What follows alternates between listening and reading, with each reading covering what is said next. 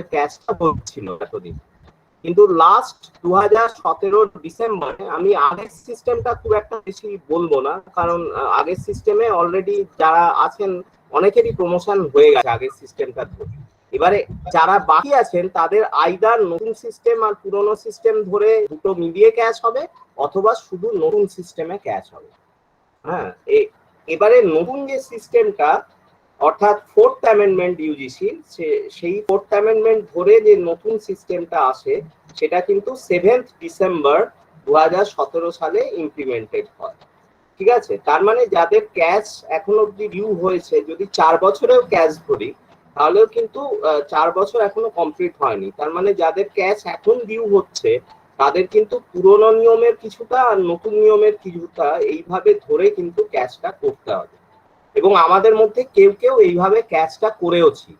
মানে আমি যদি ধরি, আমাদের ধরুন আমি, গোপাল বাবু বা মুনমুন ম্যাডাম বা সুনিতা ম্যাডাম, এদের ক্যাশটা কিন্তু হয়েছিল দুটো নিয়মের কম্বিনেশনে। এবং আগামী দিনে যাদের ক্যাশ খুব রিসেন্টলি ডিউ আছে তাদেরও কিন্তু এই দুটো নিয়মের কম্বিনেশনেই ক্যাশ হবে। হয়তো পুরোনো নিয়মটা খুব একটা বেশি সময়ের জন্য হবে না। এবারে হচ্ছে যেটা আমার বলার, সেটা হচ্ছে যে ক্যাশের ব্যাপারে যে প্রসেসটা তুষারবাবু বলেছেন ফলো করতে, সেইটা অ্যাকচুয়ালি আমরা এখানে ফলো করি না। অ্যাকচুয়াল নিয়মটা হচ্ছে যে ক্যাশ যদি আপনার ডিউ হয় আপনি তো চিঠি করবেনই, এবং তার সাথে সাথে আপনার ড্রাফট ডকুমেন্টটা আপনি জমা দেবেন আইকিউএসি এর কাছে।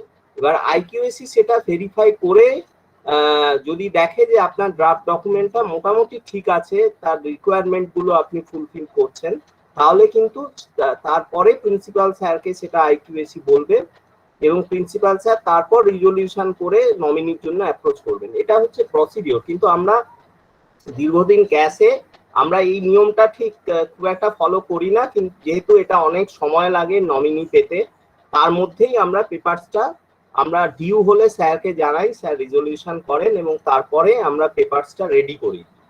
মানে নমিনি যতদিন না ডিপিআই থেকে দিচ্ছে, কারণ ডিপিআই থেকে নমিনি দিতে মোটামুটি বেশ কিছুদিন সময় লাগে, 2-2.5 মাস মতো সময় লাগে। কিন্তু ইউনিভার্সিটি খুব তাড়াতাড়ি নমিনি দিয়ে দেয়। চিঠি জমা পড়লে হয়তো within a week university nominee দিয়ে করে সিলেক্ট করে পাঠিয়ে দেয় চিঠি করে। তো সেটা ঠিক আছে। তার মানে আপনাদের যাদের অলরেডি রিজলিউশন হয়ে গেছে তাদের দায়িত্ব কিন্তু, মানে আমি 7 জনের নাম আমি বললাম প্রথমে লিস্টটা দেখিয়ে, তারা কিন্তু সবাই আপনাদের পেপারসটা রেডি করুন। কারণ যে মুহূর্তে মানে এই লকডাউন প্রসেসটা কিছুটা শিথিল হবে, আমরা তো মাঝে শিথিল হওয়ার পর আমাদের কলেজের অনেক অ্যাক্টিভিটিস ডিপিআই অফিসে হয়েছে, তো সেই অ্যাক্টিভিটিস গুলো আবার শুরু হবে, এবং তখন আপনাদের চিঠিও যাবে নমিনেশনের জন্য। ডিপিআই নমিনিটা আশা করা যায় তাহলে আমরা প্রসেসটার মধ্যে থাকলে 2-3 মাসের মধ্যে নমিনিটা পাবো। তো আগামী মানে পুজোর আগে বা ওরকম একটা সময়ের আগেই হয়তো আমরা ডিপিআই নমিনিটা পেয়ে যাব। তাহলে যে 7 জনের ক্যাশের কথা বললাম, আপনারা কিন্তু পেপারসটা রেডি করুন। মানে বেশ পসিবল হচ্ছে যে যেহেতু এখানে নাম্বারের ব্যাপারটা আছে, আপনারা কিন্তু পেপারস রেডি করার সময় লক্ষ্য করবেন যাতে আপনার মিনিমাম রিকোয়ারমেন্ট নম্বরগুলো তাতে আমি আসবো সেটা যেন অবশ্যই ফুলফিল হয়। নাহলে কিন্তু মানে সেই papers, incomplete papers CAS meeting এ নিয়ে গিয়ে কোনো লাভ নেই। এখন লাস্ট যেটা ট্রেন্ড আমি দেখেছি আমাদের কলেজে, সেটা হচ্ছে যে কলকাতা ডিপিআই অফিস থেকে জয়েন্ট ডিপিআইরা আসেন প্রথম দিকে, রমাপ্রসাদ বাবু এসেছিলেন বা আমাদের একজন ম্যাডাম এসেছিলেন, আমি ওনার নামটা ভুলে যাচ্ছি এই মুহূর্তে। কিন্তু তারপরে লাস্ট দুটো মিটিং এ হলদিয়া গভর্নমেন্ট কলেজে যিনি টিচার ইনচার্জ পীযূষ বাবু, সেই পীযূষ বাবু লাস্ট দুটো মিটিং এ এসেছিলেন। এখন জয়েন্ট ডিপিআইরা যদি আসেন তাহলে ব্যাপারটা একটুখানি ডিফিকাল্ট হয়ে যায়, কারণ তারা ব্যাপারটা আরো বেশি বেশ এই ওয়েতে ধরেন আর কি। তুলনামূলকভাবে আমি দেখেছি পীযূষ বাবু মোটামুটি সবকিছু দেখেন, কিন্তু অতটা রিজিড নন আর কি, মোটামুটি। তো সুতরাং আমাদের সেইভাবে ভেবে লাভ নেই, কে নমিনি হবে এটা সম্পূর্ণভাবে ডিপিআই অফিসের উপর ডিপেন্ড করে। এটা গেল। এরপর হচ্ছে আমি ক্যাশ নিয়ে বলি। আমি ক্যাশ নিয়ে খুব বেশি কথা বলবো না, কারণ আমি রেগুলেশন যেটা পাঠিয়েছি আপনাদের, যেহেতু নিজেদের প্রমোশনের ব্যাপার, ওই রেগুলেশনটা আপনাকে পড়তেই হবে। ওর যে নতুন নিয়মে যে ক্যাশের এটা এসছে, অর্থাৎ আপনার 2017-র যেটা আমি পিডিএফটা পাঠিয়েছি 2017 7ই ডিসেম্বর, সেইখানে কিন্তু সমস্ত ডিটেলস গুলো দেওয়া আছে। আমি শুধু কয়েকটা স্টেপস এর কথা বলবো এবং তারপর মিনিমাম মার্কস বা এইগুলোর কথাও বলবো। সেটা হচ্ছে আমাদের যে ক্যাশটা, এই ক্যাশটার 4টে পার্ট আছে। আমাদের ক্যাশের 4টে পার্ট আছে, part A, part B, part C আর পার্ট ডি। পার্ট এ তে আপনার জেনারেল ইনফরমেশন কিছু আপনাকে দিতে হবে। পার্ট বি তে জেনারেল ইনফরমেশন মানে আপনার নাম, অ্যাড্রেস, আপনি রিকোয়ার্ড কোর্স কবে কবে করেছেন সেগুলো আমি ডিসকাস করব। আপনি কবে জয়েন করেছেন বা আপনার এডুকেশন কোয়ালিফিকেশনের ডিটেলস, এইগুলো সব পার্ট এ তে আছে। ঠিক আছে, পার্ট বি তে মূল ক্যাশটা আছে। এবার পার্ট বির 3টে পার্ট। পার্ট বি যে সেক্টরটা, সেখানে কিন্তু সেগমেন্টটা, সেখানে 3টে পার্ট আছে। একটাকে বলে ক্যাটেগরি 1, একটাকে বলে ক্যাটেগরি 2, আর একটাকে বলে ক্যাটেগরি 3। ক্যাটেগরি 1 এ কি কি আছে তাহলে আমরা একটু দেখে নিই। আমি একটুখানি প্রেজেন্ট করছি। সরি,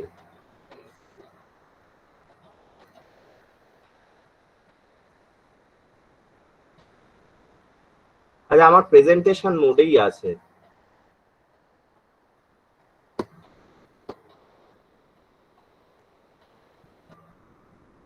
আচ্ছা, ক্যাটেগরি 1 হচ্ছে teaching, learning and evaluation related activity. ঠিক আছে, এখানে দেখুন প্রথমেই আছে ডাইরেক্ট টিচিং, অর্থাৎ আমরা যে ক্লাস টিচিং করি তার উপরে একটা মার্কস আছে, এবং সেই মার্কসটা হচ্ছে ম্যাক্সিমাম 4। আর অ্যাসোসিয়েটদের ক্ষেত্রে অর্থাৎ প্রমোশনটা প্রথমে হচ্ছে আপনার 4 বছর, 5 বছর যদি এমফিল থাকে, অথবা 6 বছর যদি আপনার এমফিল পিএইচডি কিছুই না থাকে।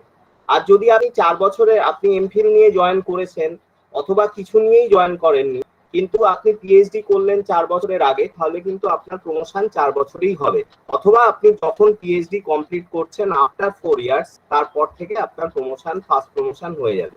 কিন্তু সেকেন্ড প্রমোশনের জন্য সবাইকেই 5 বছর পরে আপনার ফার্স্ট প্রমোশনের ডেটের 5 বছর পরে আপনার সেকেন্ড প্রমোশন হবে, এবং তারপরে 3 বছর পরে আপনার থার্ড প্রমোশন হবে। সুতরাং এখানে কোনো ওই আর এটা ফিক্সড। এবারে দেখুন অ্যাসিস্ট্যান্ট প্রফেসরের 2টো গ্রেড আছে। একটাই বললাম যে প্রথম প্রমোশন আর সেকেন্ড প্রমোশন, যেখানে আপনার 7,000 গ্রেড পে হচ্ছে এবং 8,000 গ্রেড পে হচ্ছে, এবং তারপর লাস্টে আপনার অ্যাসোসিয়েটের ক্ষেত্রে 9,000 গ্রেড পে হচ্ছে। এবারে নতুন যে ক্যাশ সিস্টেম, সেখানে হিসেবটা কিন্তু ঘন্টা হিসেবে হবে, এবং ঘন্টা হিসেবে হলে আমি যদি দেখি ডাইরেক্ট টিচিং এ আমাদের 70 মার্কস আছে। আমি এর পরেরটায় আসবো, তারপর এখানে ব্যাক করে আসছি। এরপর আছে আমাদের এক্সামিনেশন ডিউটি, অর্থাৎ আমরা রেগুলার যে অ্যাক্টিভিটিস করি, কোয়েশ্চেন সেটিং, ইনভিজিলেশন, ইউনিভার্সিটির কোয়েশ্চেন সেটিং, তারপর সেগুলো খাতা দেখা, এই সমস্ত বিষয়গুলোর উপর ম্যাক্সিমাম 20 মার্কস আছে। আরেকটা হচ্ছে ইনোভেটিভ টিচিং লার্নিং মেথোডোলজিস, অর্থাৎ আমরা যে পাওয়ার পয়েন্টে পড়াই অথবা মাল্টিমিডিয়া ইউজ করি, বা আমরা কোনো মেথোডোলজি যদি ডেভেলপ করি, এই সবগুলোর উপর ম্যাক্সিমাম 10 মার্কস আছে। কিন্তু আপনাকে দেখতে হবে এই মার্কসটা কিন্তু ঘন্টা হিসেবে আসে, অর্থাৎ আপনি যে ক্লাস নেন সেই টোটাল ক্লাস, 1 ঘন্টার যদি একটা ক্লাস ধরি, তাহলে আমাদের টোটাল যা ক্লাস তাকে 7.5 দিয়ে ভাগ করলে, ঠিক আছে, যে নম্বরটা হয় সেই নাম্বারটা কিন্তু আপনি এখানে পাবেন। তার মানে আপনাকে যদি 70 পেতে হয় এখানে, আমি বলছি এখানে আপনার 70 পাওয়ার দরকার নেই, কারণ আপনি যদি মিনিমাম মার্কসটা দেখেন, রিকোয়ারমেন্ট অফ মিনিমাম মার্কস একটা থাকে, সেই মার্কসটা আপনাকে পেতেই হয়। এবং ক্যাটেগরি 1 আপনাকে ইয়ারলি বেসিসে জমা দিতে হবে, অর্থাৎ প্রতি বছর আপনার যদি 4 বছরে প্রমোশন হয়, তাহলে 4টে ক্যাটেগরি 1 আপনাকে তৈরি করতে হবে।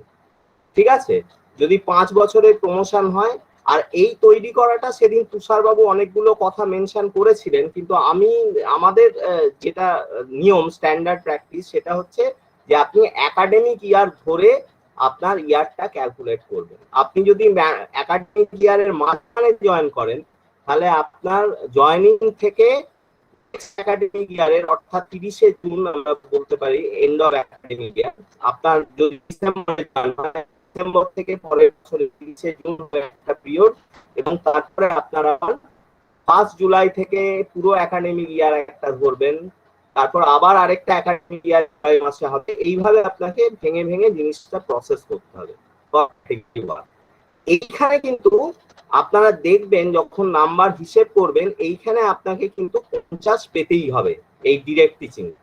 যদি 50 পেতে হয় আর আপনি যদি 7.5 দিয়ে আপনাকে ভাগ করতে হয় তাহলে আপনাকে একটা একাডেমিক ইয়ারে আপনাকে কতগুলো ক্লাস নিতে হচ্ছে? একটা একাডেমিক ইয়ার 70কে যদি 7.5 এই 50কে যদি 7.5 দিয়ে গুণ করেন তাহলে আপনাকে একাডেমিক ইয়ারে 375টা ক্লাস নিতে হবে। এবং তুষারবাবুর বক্তব্য ছিল সেদিন, আমি জানি না, মানে আমার নিজেরও ক্যাশ ডিউ আছে, তিনি বলেছিলেন এই রিকোয়ারমেন্ট ফুলফিল করতে গেলে আমাদের প্রতি উইকে অফলাইন হোক অনলাইন হোক যে কোনো মোডে 20টা করে ক্লাস নিতে হবে। আমরা কিন্তু লিটারেলি এখন 5টা করে ক্লাস নিচ্ছি। মানে আমাদের যা রিকোয়ারমেন্ট আছে ক্যাশের এবং যে ক্লাস নিচ্ছি তার একটা রেকর্ডস রাখতে হবে। আপনাদের মনে রাখতে হবে যা কিছু আপনি লিখবেন ক্যাশের মধ্যে প্রত্যেকটা যেন সাপোর্টেড বাই এ ডকুমেন্ট হয়। মানে আপনার কথা বলার রেসপেক্টে যেন প্রত্যেকটা পেছনে একটা ডকুমেন্ট থাকে যেটা আপনাকে সাপোর্ট করছে। তাহলে আমি এই বিষয়ে কিন্তু আমি খুব একটা শিওর না, মানে অ্যাকচুয়াল যদি আমাদের ক্লাস দেখাতে হয় আমার ধারণা 375টা ক্লাস আমরা রেগুলার কলেজ আওয়ার্সেও নিতে পারবো না। মানে আমি দেখেছি এতগুলো ক্লাস কিন্তু হয় না, মানে ইন জেনারেল আমি প্র্যাকটিক্যাল থিওরি সব নিয়েই বলছি, আমরা যা ক্লাস নিই 375 প্রতি একাডেমিক ইয়ারের ক্লাস, এটা কিন্তু ওই 250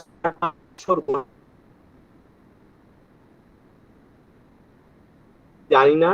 তবে দিদি আমার মানে এটা অফ দি ট্র্যাক যদি বলি তাহলে এখানে ক্লাসের একটা হিসেব যদি চায় সেটা কিন্তু ঠিকঠাক করে দেখানো কিন্তু একটু ডিফিকাল্ট হয় এখানে। আর আমি পরে আর একটু ডিসকাস করব, এখন আমি এখান থেকে এখানে চলে যাই। সেকেন্ড হচ্ছে যে আপনার examination duties, question setting, paper setting, invigilation, এখানে আপনি 20 মার্কস পেতে পারেন। এই কাজগুলো আমরা রেগুলার করি এবং এখানে আপনি 20 মার্কস কি করে পাবেন? আপনাকে 20 মার্কস পেতে গেলে আপনাকে কিন্তু এখানে 200 ঘন্টা দেখাতে হবে, ঠিক আছে? কারণ এটাকে 10 দিয়ে ভাগ করতে হবে। এবারে কিভাবে আপনি এটা হিসেব করবেন সেই হিসেবের একটা নিয়ম আছে, সেটা হচ্ছে যে আপনি যদি দেখেন তাহলে দেখবেন 5ই মার্চ 2019 এর আগেও দুটো অর্ডার বেরিয়েছিল, সেই দুটো অর্ডারকে রেকটিফাই করে এটা হচ্ছে ফাইনাল অর্ডার। 5ই মার্চ 2019 একটা অর্ডার বেরোয় এবং সেখানে আপনার এই যাবতীয় ইভ্যালুয়েশন প্রসেসের ঘন্টা কিভাবে হিসেব করতে হবে সেটা দেওয়া আছে। আপনি খাতা দেখছেন, প্রশ্ন করছেন, পেপার সেটিং করছেন, মডারেশন করছেন, যা যা করছেন তার জন্য ফুল মার্কস কত আছে তার বেসিসে আপনার ঘন্টা কিন্তু কিভাবে আপনি ঘন্টা ক্যালকুলেট করবেন সেটা কিন্তু আপনি যখন ক্যালকুলেট করবেন বা লিখবেন সেটা কিন্তু যেন অবশ্যই এই অর্ডারটাকে ফলো করে হয় সেই দিকে কিন্তু আপনাকে খেয়াল রাখতে হবে। নেক্সট হচ্ছে আপনার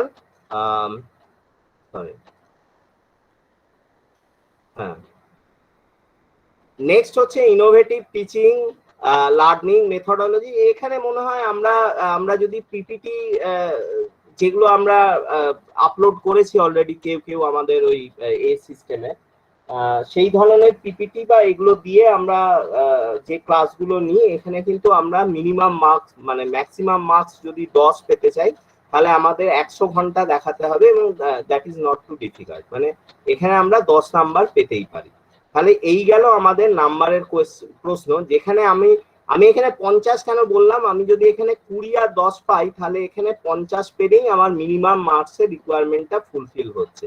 আমাদের মিনিমাম মার্কসটা কত যদি দেখেন তাহলে আমাকে আপনি যদি দেখেন এখানে আমি দেখিয়েছি আমাদের টিচিং মানে ক্যাটেগরি 1-এ আমাদের 80 মার্কস পেতে হবে পার ইয়ার, এবং এটা সব ক্ষেত্রেই সেম, অর্থাৎ স্টেজ 1 টু স্টেজ 2 বা স্টেজ 2 টু স্টেজ 3 বা অ্যাসোসিয়েট, মানে প্রথম দুটোতে 80 এবং তৃতীয়টায় 75 পার ইয়ার আমাদের পেতে হবে। এটা হচ্ছে আমাদের মিনিমাম মার্কসের রিকোয়ারমেন্ট। তাহলে আমাদের মানে আমাদের ওখানে মানে ডাইরেক্ট টিচিং এ 70 না পেলেও হবে, আমরা যদি পরের দুটোতে 20 আর 10 পাই 30, বাকি 50 পেলেই আমাদের পারপাস সার্ভ হয়ে যাবে। এবারে হচ্ছে ক্যাটেগরি 2 তে আসি, এইটা গেল ক্যাটেগরি 1। এবারে হচ্ছে পার্ট বির আরেকটা পার্ট হচ্ছে ক্যাটেগরি 2। ক্যাটেগরি 2 তে আমার কি আছে, আমার আছে professional development, co curricular activities and extension activities. এর মধ্যে প্রথমেই হচ্ছে আপনাকে আপনার যেটা আছে সেটা হচ্ছে student related co curricular activities and field work etcetera etcetera, যেগুলো আপনারা করেন। তার মধ্যে প্রথমে একটা আছে যে আপনাদের এখানে কিন্তু ম্যাক্সিমাম এপিআই স্কোর 15, এবং তারপরে ক্যাটেগরিতেও আমরা মানে পরের পার্টেও 15 আছে এবং তারপরের পার্টেও 15। এইখানে এপিআই স্কোরটা এইভাবে ভাগ করা আছে। আর আপনাকে হিসেবটা হচ্ছে আপনি যত ঘন্টা কাজ করেছেন এই বিভিন্ন এতে তাকে 10 দিয়ে ভাগ করতে হবে। যেমন ধরুন এখানে আপনি যদি এনসিসি করেন বা এনএসএস করেন বা কালচারাল অ্যাক্টিভিটিতে, যেগুলো আমরা করি আর কি, অ্যাক্টিভিটিতে পার্টিসিপেট করি, বা কোনো ধরুন পাবলিক পপুলার টক ফক দেন, ঠিক আছে, অথবা ধরুন কোনো স্টাডি ভিজিট, আপনাদের অনেক ডিপার্টমেন্টই স্টাডি ভিজিট করে, এখানে কিন্তু ঘন্টা হিসেব হবে আপনার। যদি পার ডে হিসেবে হয় তাহলে কিন্তু সেদিন একটা কথা মেনশন করেছিলেন তুষারবাবু, আপনি কখনোই প্রতিদিন 8 ঘন্টার বেশি অ্যাক্টিভিটিস দেখাতে পারবেন না। অর্থাৎ আপনি যদি একটা স্টাডি ভিজিট করেন একদিন, তাহলে আপনি ম্যাক্সিমাম 8 ঘন্টা দেখাতে পারবেন, এবং সেক্ষেত্রে আপনার মার্কস হবে 0.8, কারণ 8কে 10 দিয়ে ভাগ করতে হবে আপনাকে। যেমন আপনি যদি এনএসএস এর সঙ্গে যুক্ত থাকেন, NSS through out the year activity করে, ঠিক আছে, এবং এনএসএস এর through out the year activity করে, এবং এনএসএস এর মিনিমাম ওয়ার্কিং আওয়ার পার ইয়ার যদি ধরেন সেটা হচ্ছে 120 ঘন্টা। তার মানে আপনি এখানে এইটাও আপনাকে কিন্তু ক্যাটেগরি 2টাও আপনাকে ইয়ারলি বেসিসে জমা দিতে হবে।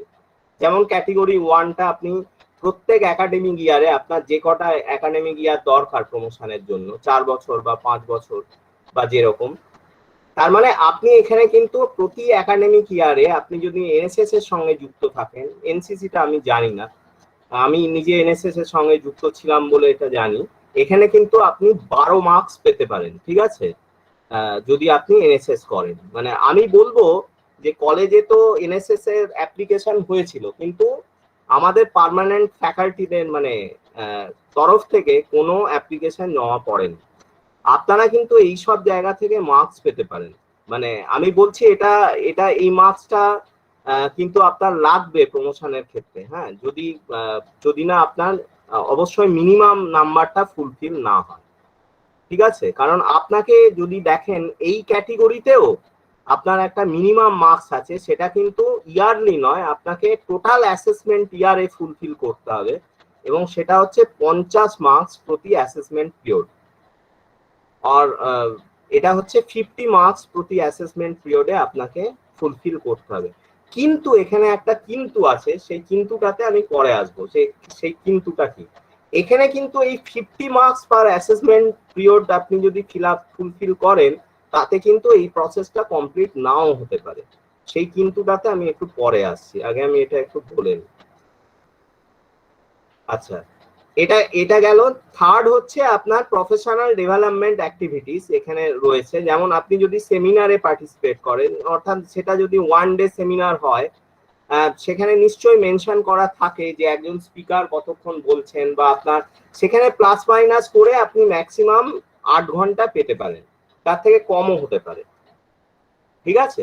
আপনি যদি শর্ট টার্ম ট্রেনিং প্রোগ্রামে যান, শর্ট টার্ম ট্রেনিং প্রোগ্রাম মানে 7 ডে মানে শর্ট টার্ম কোর্স যেগুলো এইচআরডিসি তে কন্ডাক্ট করা হয় সেগুলো হচ্ছে 7 ডেজ একটা কোর্স থাকে, 7 দিনের কোর্স থাকে, এবং 7 দিনের কোর্সে ওদের মিনিমাম কন্ট্যাক্ট আওয়ার্স থাকে প্রতিদিন 6 ঘন্টা করে। অর্থাৎ এখানে আপনি মিনিমাম মানে আমি বলছি আপনি 42 ঘন্টা না হলেও এখানে আপনি 36 ঘন্টা বা 40 ঘন্টা এরকম কিছু একটা লিখতে পারেন। কারণ দেখুন এখানে সব জায়গাতেই ঘন্টার হিসেব, আর সব জায়গাতেই আপনাকে ঘন্টাকে 10 দিয়ে ভাগ করে অ্যাকচুয়াল স্কোরে কিন্তু আসতে হবে। ঠিক আছে, এটা হচ্ছে আপনার ক্যাটেগরি 2, ক্যাটেগরি মানে পার্ট বি এর ক্যাটেগরি 2। এইবারে হচ্ছে আমাদের 3 নম্বর পার্ট, যেটা হচ্ছে ক্যাটেগরি 3। এটা হচ্ছে আপনার কলেজের সাথে অতটা রিলেটেড নয় আমি বলবো, কিন্তু কিছুটা হলেও রিলেটেড। এটা হচ্ছে আপনার সম্পূর্ণ নিজস্ব রিসার্চ এবং একাডেমিক কন্ট্রিবিউশন। এখানে একটা বড় অংশ জুড়ে আছে আপনার পাবলিকেশন, অর্থাৎ আপনি যে পাবলিকেশনটা করেছেন সেটা যদি এই মুহূর্তে ধরেন, অর্থাৎ আমি যদি দেখি সম্ভবত 14ই জুন 2019 এই টাইম লাইনের পর থেকে আমাদের পাবলিকেশন গুলো যদি আমরা 25 নাম্বার পেতে চাই প্রতি পাবলিকেশনে, তাহলে কিন্তু আমাকে ইউজিসি কেয়ার জার্নালে পাবলিশ করতে হবে। আপনি যদি যান ইউজিসি জার্নালের এতে, আপনি কেয়ার জার্নালের একটা ওয়েবসাইট পাবেন, ওখানে আপনি রেজিস্টার করতে পারেন। তারপর আপনি লগ ইন আইডি পাসওয়ার্ড দিয়ে ঢুকলে কোন কোন জার্নাল ইউজিসি কেয়ারে লিস্টেড সেই জার্নালগুলো ওখানে পরিষ্কার দেখতে পাবেন। এবং অনেক সায়েন্টিফিক জার্নাল আছে যেগুলো স্কুপাস ইন্ডেক্স অথবা আপনার আপনার এটা ভুলে গেলাম, ওই জার্নালগুলো কিন্তু ওখানে আছে। হ্যাঁ, ওয়েব অফ সায়েন্স, হ্যাঁ ওয়েব অফ সায়েন্স বা স্কুপাসে রয়েছে, এই জার্নালগুলো কিন্তু সব রয়েছে। আরেকটা ক্যাটেগরি জার্নাল আপনার হতে পারে, এটা কিন্তু 25 পার পাবলিকেশন। এটা যদি আপনি সিঙ্গেল অথার হন, আপনাকে মনে রাখতে হবে এই পাবলিকেশনের নম্বরটা কিন্তু কেয়ার লিস্টে এই 25টা আপনার বাড়তেও পারে। এটা হচ্ছে মিনিমাম মার্কস। যদি আপনার জার্নালের ইম্প্যাক্ট ফ্যাক্টর থাকে, অনেক সায়েন্স জার্নালের ইম্প্যাক্ট ফ্যাক্টর বেশিরভাগ ইন্টারন্যাশনাল পাবলিকেশনের রয়েছে, সেই ইম্প্যাক্ট ফ্যাক্টর অনুযায়ী কিন্তু আপনার নাম্বারটা আগমেন্টেড হবে, অর্থাৎ বাড়বে। যদি দেখেন এখানে আমি দেখাচ্ছি, এখানে পরিষ্কার বলে দেওয়া আছে, যদি আপনার paper with impact factor less than 1 হয় তাহলে 5 নাম্বার বাড়বে, যদি papers with impact factor between 1 and 2 হয় তাহলে 10 নাম্বার বাড়বে, এন্ড সো অন। এখানে পরিষ্কার এই অর্ডারের মধ্যে লিখে দেওয়া আছে। আর আপনার অথরশিপটা কেমন হবে? হ্যাঁ বলুন। হ্যালো হ্যালো, হ্যাঁ বলছি ম্যাক্সিমাম 25 লেখা আছে, তো মানে ম্যাক্সিমাম তো 25 পাবে। হ্যাঁ যদি আপনি সিঙ্গেল অথার হন, মানে আপনি একা পেপারটা কেয়ার জার্নালে পাবলিশ করেছেন, আপনার সঙ্গে আর কোনো অথার নেই। হ্যাঁ না বলছি 25-এর বেশি তো হবে না ওখানে। না হবে, আপনার ইম্প্যাক্ট ফ্যাক্টর যদি থাকে, যেগুলো ইন্টারন্যাশনাল পাবলিকেশনের আছে, যেমন ধরুন আমি যদি বলি, আমি ধরুন আমি পাবলিশ করলাম আমার ফিল্ডে ইনঅর্গানিক কেমিস্ট্রি, একটা আমেরিকান কেমিক্যাল সোসাইটির জার্নাল আছে যার মোটামুটি 4.5 বা 5-এর কাছাকাছি ইম্প্যাক্ট ফ্যাক্টর, তাহলে কিন্তু ওখানে কিন্তু 25-এর সঙ্গে আরো বোধহয় 15-20 বা এরকম কিছু একটা নাম্বার ওখানে যোগ হয়ে যাবে, যেটা ওই অর্ডারে বলা আছে। অর্থাৎ আমার ইম্প্যাক্ট ফ্যাক্টরটা যদি ধরুন 5 থেকে 10 হয়, বা আমি 2 থেকে 5 ধরি, তাহলে ওই 25-এর সঙ্গে 15 যোগ হবে, মানে 40 হবে আমার নাম্বার। বোঝা গেল? অর্থাৎ ইনঅর্গানিক কেমিস্ট্রিতে আমি যদি পাবলিশ করি, তাহলে আমি যদি একা অথার হই তাহলে আমি 40 নম্বর পাবো। কিন্তু আপনি যদি একা অথার না হন তাহলে কিন্তু নাম্বারটা ভাগ হবে। এটা আমরা যারা প্রমোশন হয়ে গেছে আমাদের কারো কারো আমরা জানি, তবু যাদের হয়নি তাদের জন্য বলছি, আপনি যদি প্রিন্সিপাল অথার হন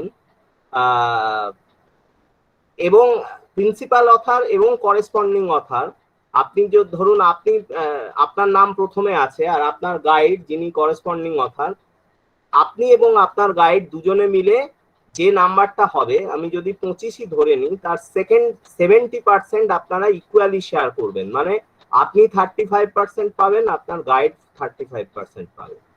আর যে 30% যদি আপনাদের মাঝামাঝি কেউ অথার থাকে, ঠিক আছে, তাহলে তারা 30% পাবে। কিন্তু এখানে একটা আছে, সেটা হচ্ছে যদি আপনারা দুজনই অথার হন তাহলে কিন্তু আপনারা 50% নাম্বার পাবেন। ঠিক আছে, অর্থাৎ আপনি 12.5 পাবেন, আপনার গাইডও 12.5 পাবে, যদি না থার্ড অথার, ফোর্থ অথার বা ফিফথ অথার এরকম কেউ কিছু থেকে থাকে। বোঝা গেল? আরেকটা জার্নালে আপনি পাবলিশ করতে পারেন, সেটা হচ্ছে রেফার্ড জার্নাল, অর্থাৎ other reputed journal as notified by UGC. এইখানে যেটা তুষারবাবুর বক্তব্য সেটা হয়তো কিছুটা ঠিক। আপনার সেই জার্নাল হচ্ছে অ্যাকসেপ্টেড হবে যেগুলো মোটামুটি আইএসএস এর নাম্বার আছে, অনলাইনে আছে, এবং আপনার অর্থাৎ এখানে উনি একটা কথা বলেছেন, আমার মনে হয় এটা ঠিক। এটা মানে আমরা খুব একটা করিনি। এক মিনিট। হ্যাঁ, সেটা হচ্ছে পিয়ার রিভিউড, ওয়েব লিঙ্ক এবং আইএসএসএন, এই ধরনের যদি এটা তুষারবাবু স্লাইড আর কি, আপনাদের তো সবার কাছে নিশ্চয়ই এটা আছে।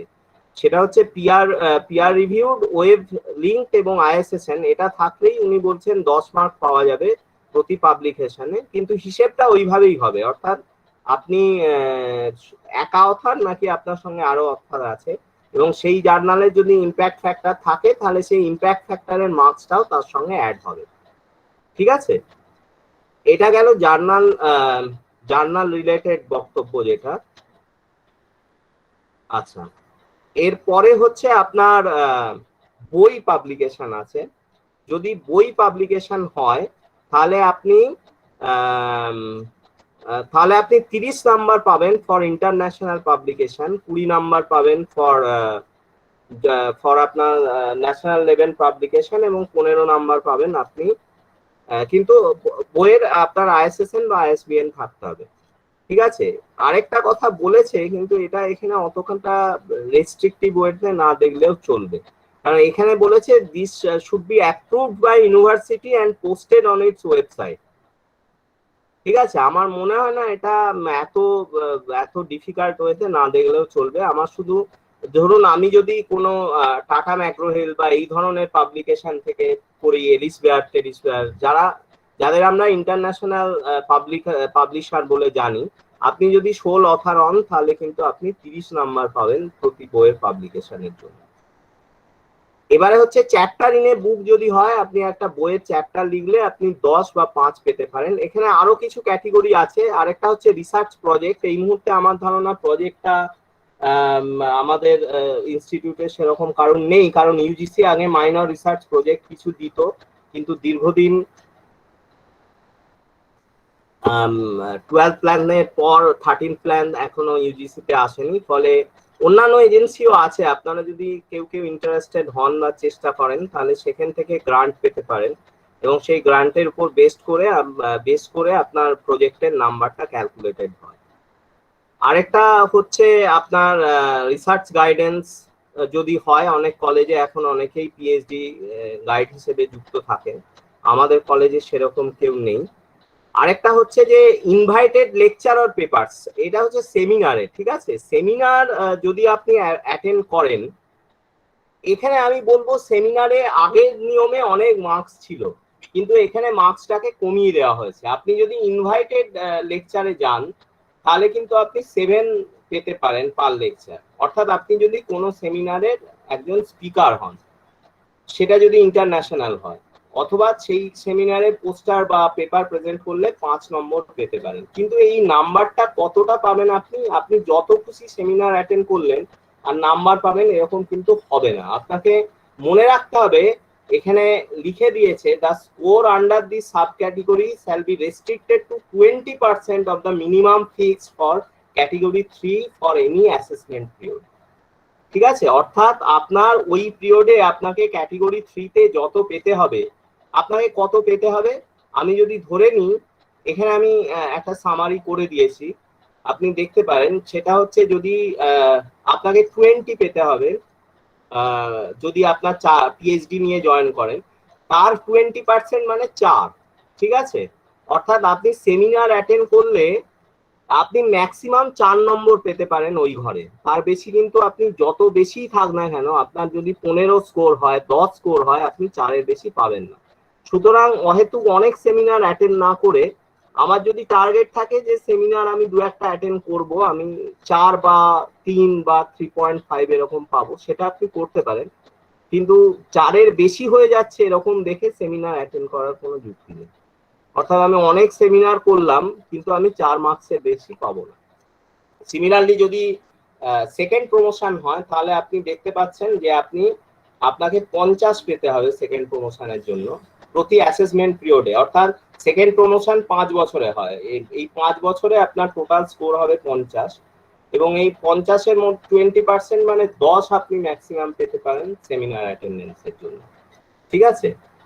আরেকটা যেটা বক্তব্য, যেটা সেদিন তুষারবাবু বললেন, তার সঙ্গে আমার একটু কনফ্লিক্ট আছে। সেটা হচ্ছে, তুষারবাবু বলেছিলেন আমরা যখন এইটা তৈরি করব এই ডকুমেন্টটা, তখন ক্যাটেগরি 3, যেটা ক্যাটেগরি 3টা উনি বললেন ক্যাটেগরি 1-2 তো আপনাকে ইয়ারলি বেসিসে দিতে হচ্ছে, অর্থাৎ প্রতি 4 বছরে প্রমোশন হলে আপনার 4টে ক্যাটেগরি 1 হবে, 4টে ক্যাটেগরি 2 হবে।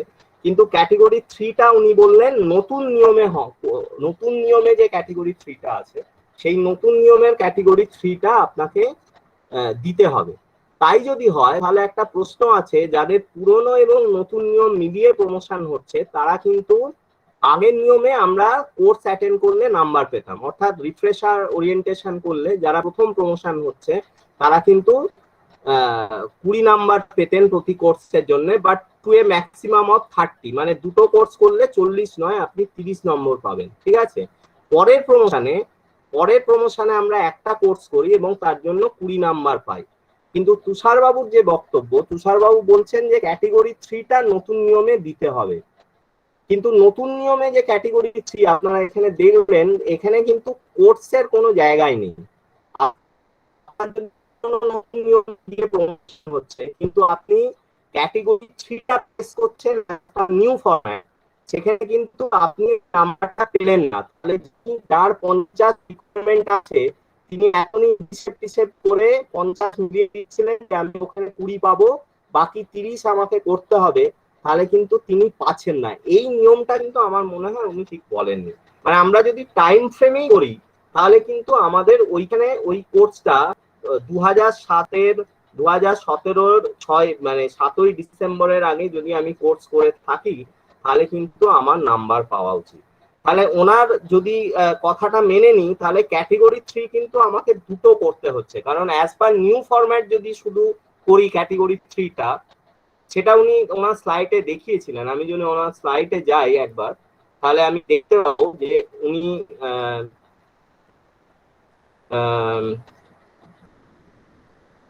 এক মিনিট, ওনার আপনারাও এটা সবার কাছে এই স্লাইডটা আছে, আপনারা সেটা দেখে নিতে পারেন। সেটা হচ্ছে এই যে ক্যাটেগরি 3 নিউ ফরম্যাট অনলি।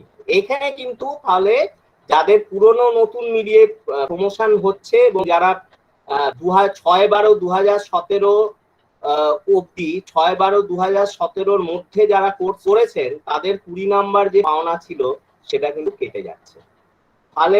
তাহলে আমার মতে, আমার যেটা বেস্ট পসিবল ওয়ে মনে হয়, আপনার ক্যাটেগরি 3টাও দুটো সাবমিট করুন। একটা হচ্ছে আপ টু 6/12/2017, একটা হচ্ছে রেস্ট, মানে 7/12/2017 থেকে আপনার প্রমোশনের ডেট। না হলে কিন্তু আপনি ওই 20 নাম্বারটা পাচ্ছেন না। এখন তুষার বাবু নিজে যদি নমিনি হন, মানে যদি এরকম ভাগ্য খারাপ থাকে যে তুষার বাবুকেই ডিপিএ নমিনি করে পাঠানো হলো, তাহলে কিন্তু আপনি ওই 20 নাম্বার আর পেলেন না। কারণ তুষার বাবু তখনই বলবেন যে ক্যাটেগরি 3টা আপনি নতুন ফরম্যাটে করুন, ওই পুরোনো ফরম্যাট চলবে। সুতরাং এখানে একটা মানে, কিন্তু এটা জয় ডিপিআইদের উপর ভ্যারি করে। মানে অ্যাকচুয়ালি নিয়মটা তো অনেক কিছু আছে, এবং আপনারা দেখবেন নিজেরাও প্রমোশন করতে গিয়ে, বা আমরাও দেখেছি আমাদের নিজেদের যখন প্রমোশন হচ্ছে, যে এগুলো কিন্তু কিছু কিছু ভ্যারি করে যায়। এবং সেইটাই হচ্ছে উনি যে বক্তব্যটা এখানে রেখেছেন, এইটা কিন্তু একটু ডিফিকাল্ট তাদের পক্ষে যারা অলরেডি হিসেব করে, মানে যাদের সময় চলে গেছে। যেমন আমি যদি ধরি, আমি জানি না স্বাগতা ম্যাডাম, মধুমিতা ম্যাডাম তারা এইভাবে হিসেব করেছেন কিনা যে আমরা কোর্সটা যদি আগে করে থাকি তাহলে ওই আগে কোর্সে করা 20 নাম্বার বা দীপক বাবু যাদের প্রমোশন রয়েছে আর কি, এবং সেই একটা ডিফিকাল্টি অ্যারাইজ করছে। তো এবারে আমি একটা কিন্তু বলেছিলাম মাঝখানে, সেইখানে আসি, এসে মোটামুটি আরেকটা কথা বলেই আমি শেষ করব। সেই কিন্তুটা হচ্ছে এইখানে, সেটা হচ্ছে যে আপনি ক্যাটেগরি 2-তে 50 পেলেন, ক্যাটেগরি 3-তেও আপনার মিনিমাম রিকোয়ারমেন্ট আছে, সেটা হচ্ছে আপনাকে 20 পেতে হবে, ঠিক আছে, এখানে 50 পেতে হবে। আর এখানে আপনাকে আগে 45 ছিল, কিন্তু নতুন নিয়মে অ্যাসোসিয়েট হতে গেলে আপনাকে 3 বছরে 75 পেতে হবে। এখানে অবশ্য আপনার মানে 20 আপনার মিনিমাম হবে, 5 করে যদি প্রক্রিয়া, এটা ইয়ার হিসেবে হিসেব না করলেও হয়, এটা অ্যাসেসমেন্ট পিরিয়ডেই হিসেব করা হয়। কিন্তু আপনি যদি দেখেন নতুন নিয়মে 2 আর 3 মিলিয়ে আপনাকে 90 পেতে হবে এই অ্যাসেসমেন্ট পিরিয়ডে। অর্থাৎ আপনি এখানে 50 পাবেন আর এখানে 20 পাবেন 70, আপনার কিন্তু হলো না, আপনাকে 90 পেতে হবে, 20 নাম্বার এক্সট্রা পেতে হবে আপনাকে। এবং এই 20 নাম্বার এক্সট্রা কোথা থেকে পাবেন? Either from category 2 or from category 3, অর্থাৎ 3 অথবা 2 থেকে আপনাকে আরো 20 নাম্বার সংগ্রহ করতে হবে। তার মানে এখানে 50 জায়গায় আপনি 60 পেতে পারেন, এখানে 20 জায়গায় আপনি 30 পেতে পারেন, তাহলে আপনার 90 হয়ে গেল। তাহলে 50 আর 20 মিনিমাম মার্কস পেলেই হবে না, আপনাকে ক্যাটেগরি 2 বা 3 এ আরো 20 পেতে হবে। সিমিলারলি এখানে আপনি 50 আর 50 100 পেলেই হবে না, এইখানে আপনাকে 120 পেতে হবে। এখানে 50, এখানে 50 না পেয়ে এখানে আপনাকে আরো 20 এক্সট্রা পেতে হবে। সিমিলারলি এখানে যদি দেখেন, এখানে আপনি 50 পেলেন, এখানে 75 পেলেন, এটা 125 হলো, কিন্তু এখানে আপনাকে আরো এক্সট্রা 25 পেতে হবে। অর্থাৎ 2 আর 3 মিলিয়ে আপনার মিনিমাম স্কোর যেন 90 বা 120 বা 150 এরকম হয়, এটা কিন্তু আপনাকে এনশিওর করতে হবে।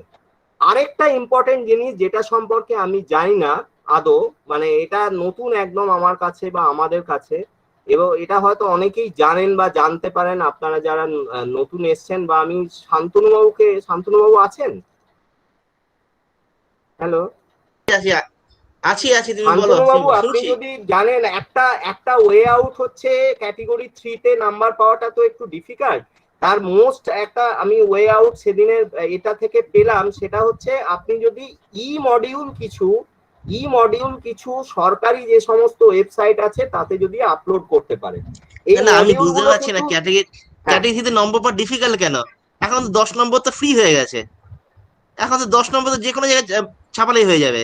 পিয়ার রিভিউ আইএসএস এর নাম জার্নাল তো হাজার হাজার পড়ে আছে, আর ডিফিকাল্ট রইলো কোথায়? আর ডিফিকাল্ট কোথায় আছে?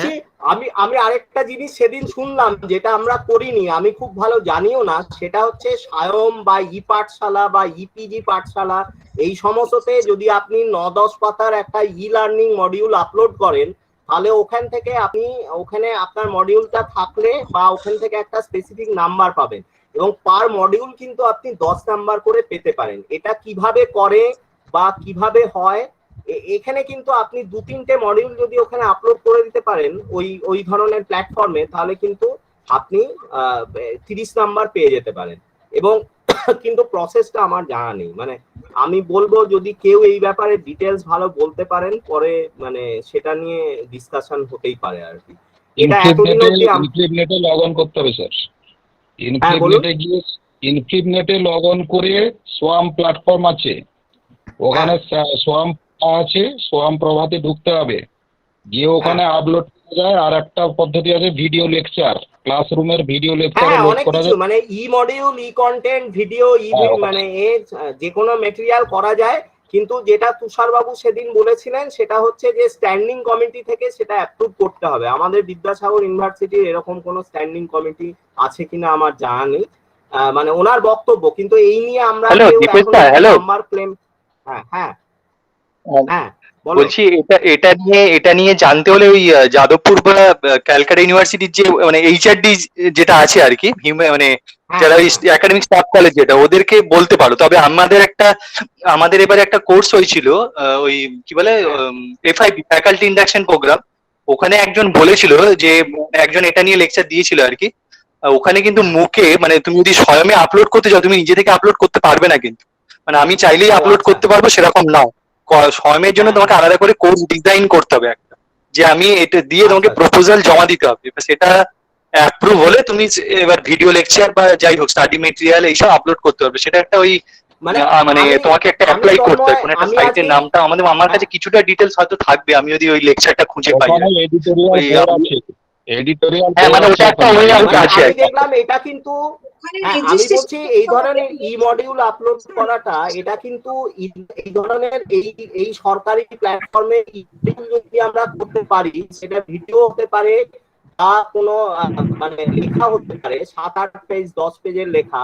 আমি ই পাঠশালাতে দেখছিলাম, এগুলো কিন্তু ডিফিকাল্ট নয়। ইভেন আপনি বই থেকেও কিছু কিছু জিনিস ডাইরেক্ট দিতে পারেন, আপনাকে শুধু মেনশন হ্যাঁ করতে হ্যাঁ হবে একদম আপনি কোন বই থেকে দিচ্ছেন। যেমন কেমিস্ট্রিতে অনেক বই থেকে আমি দেখলাম ফিগার টিগার তারা লিখেছে আমরা হাউস ক্রাফট থেকে নিয়েছি কি নথিপুরি থেকে নিয়েছি বা এরকম সব লেখা আছে, কিন্তু প্রসিডিওরটা কি আমার জানা নেই। মানে আগে আমার কেউ এই নিয়ে নাম্বারও ক্লেম করেনি, আমিও কোনোদিন করিনি বা জানি না। এইটা কিন্তু 10 নম্বর করে প্রতি মডিউলের জন্য পাওয়া যায়। আই ডোন্ট থিঙ্ক এটা খুব ডিফিকাল্ট, মানে কিন্তু ওই সিস্টেমটা আমাদের জানতে হবে যে কি করতে হবে আর কি।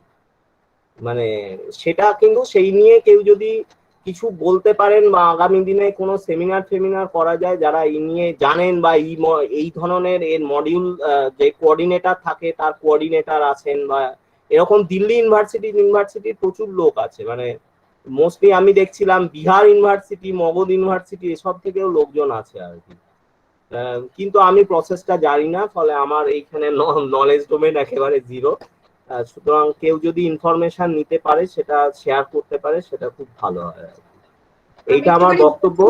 হ্যাঁ একটুখানি বলছি, যেহেতু নেক্সট ডেতে আমি শুনেছিলাম, তো যে ভদ্রলোক হ্যাঁ বললেন একদিন ওই যেটা কোলাবোরেশন হলো যেটা ভৈরব বাঙালিতে, তো ভদ্রলোক বললেন যে এর পরবর্তী ক্ষেত্রে যারা যে যাদের ডিউ আছে না মানে হবে আর কি, এই সোয়ামের মধ্যে কিন্তু সবকিছু কিন্তু করতে হবে, এবং এটা ঢুকতে গেলে প্রথমে রেজিস্ট্রেশন হতেই হবে তাকে প্রথমে, তারপরে ওর যে ক্যাটাগরি যেরকম আছে সেই রকম ভাবে কিন্তু সেই প্রসেসে আস্তে আস্তে করে ঢুকবে। না আমি বলছি ভাষা নয়, এই জিনিসটা কংক্রিট ওয়েতে কেউ যদি বলতে পারেন বা ইনফরমেশনটা সার্কুলেট করতে পারেন, সেটা কিন্তু আমাদের সবার পক্ষে উপকার হবে আর কি, আমাদের যাদের প্রমোশন বাকি আছে। আচ্ছা আমি আরেকটা শেষ করব, তারপর আমরা ডিসকাশন করতে পারি। সেটা হচ্ছে লাস্ট হচ্ছে যে আপনি কিভাবে এটা করবেন। তাহলে এই এই এইটার মধ্যে আপনি যদি দেখেন এই অর্ডারটা শেষ দিকে আমাদের কিন্তু আছে এবং সেই ছক অনুযায়ী আপনি এক বর্ণমিলেও চেঞ্জ করতে পারেন। আমি দুটো বললাম, পার্ট এ বললাম, পার্ট বি বললাম, তিনটে ক্যাটেগরি বললাম, ক্যাটেগরি 1, 2, 3। এরপর হচ্ছে ক্যাটেগরি সি আসবে, যেখানে আপনার প্রমোশনাল ডিটেলস এবং যারা স্ক্রিনিং কমিটিতে থাকবেন তাদের সবার সিগনেচার থাকে, এক পাতা ওটা থাকে, সেটা এক পাতা থাকে, এখানে আপনার কলেজের অ্যাডমিনিস্ট্রেটর বা করবেন। এবং তার সঙ্গে আপনার এই যে পুরো পার্টগুলো হলো, সি করার আগে আপনাকে কিন্তু অবশ্যই আপনার স্কোর কার্ডটা সেখানে করতে হবে। এবার স্কোরের প্যাটার্নটা কিভাবে লিখবেন তার ফরম্যাটও এখানে দেখুন, এখানে পরিষ্কার ফরম্যাট দেওয়া আছে। এই ফরম্যাট থেকে আপনার যেন কোনোভাবেই পার্ট এটা কিন্তু আপনারা যাদের দুটো নিয়মে হচ্ছে, আমি সাজেস্ট করবো পার্ট এটা আপনারা এই ফরম্যাটটা ফলো করুন। নতুন নিয়ম আছে, খুব বেশি চেঞ্জ নেই, মাঝে 2-1টা পয়েন্টে চেঞ্জ আছে, এছাড়া মোস্টলি সিমিলার আছে। এবং তারপরে আপনারা এখানে পরিষ্কার ছক করে দেওয়া আছে আপনি কিভাবে করবেন। এই ছকটা মানে টোটো ফলো করুন, যাতে একটা লাইনও এদিক ওদিক না হয় বা একটা শব্দ এদিক ওদিক না হয়।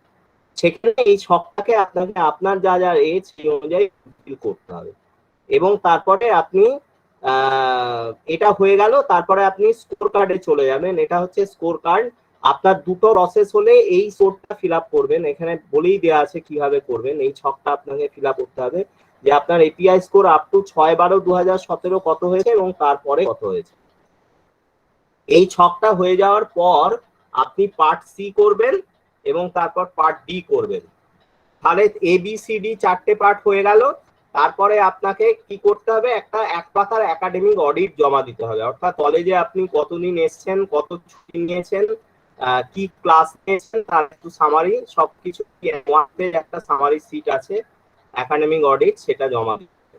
এইবারে যা বললেন স্টার্টিং ফ্রম আপনার সার্ভিস থেকে শুরু করে, মানে আপনি জয়েনিং রিপোর্ট থেকে শুরু করে আপনার এতে আপনাকে প্রত্যেকটা ডকুমেন্ট কিন্তু অ্যানেক্সচার করতে হবে, অর্থাৎ আপনি যা বলছেন তার রেসপেক্টে একটা করে অ্যানেক্সচার করতে হবে।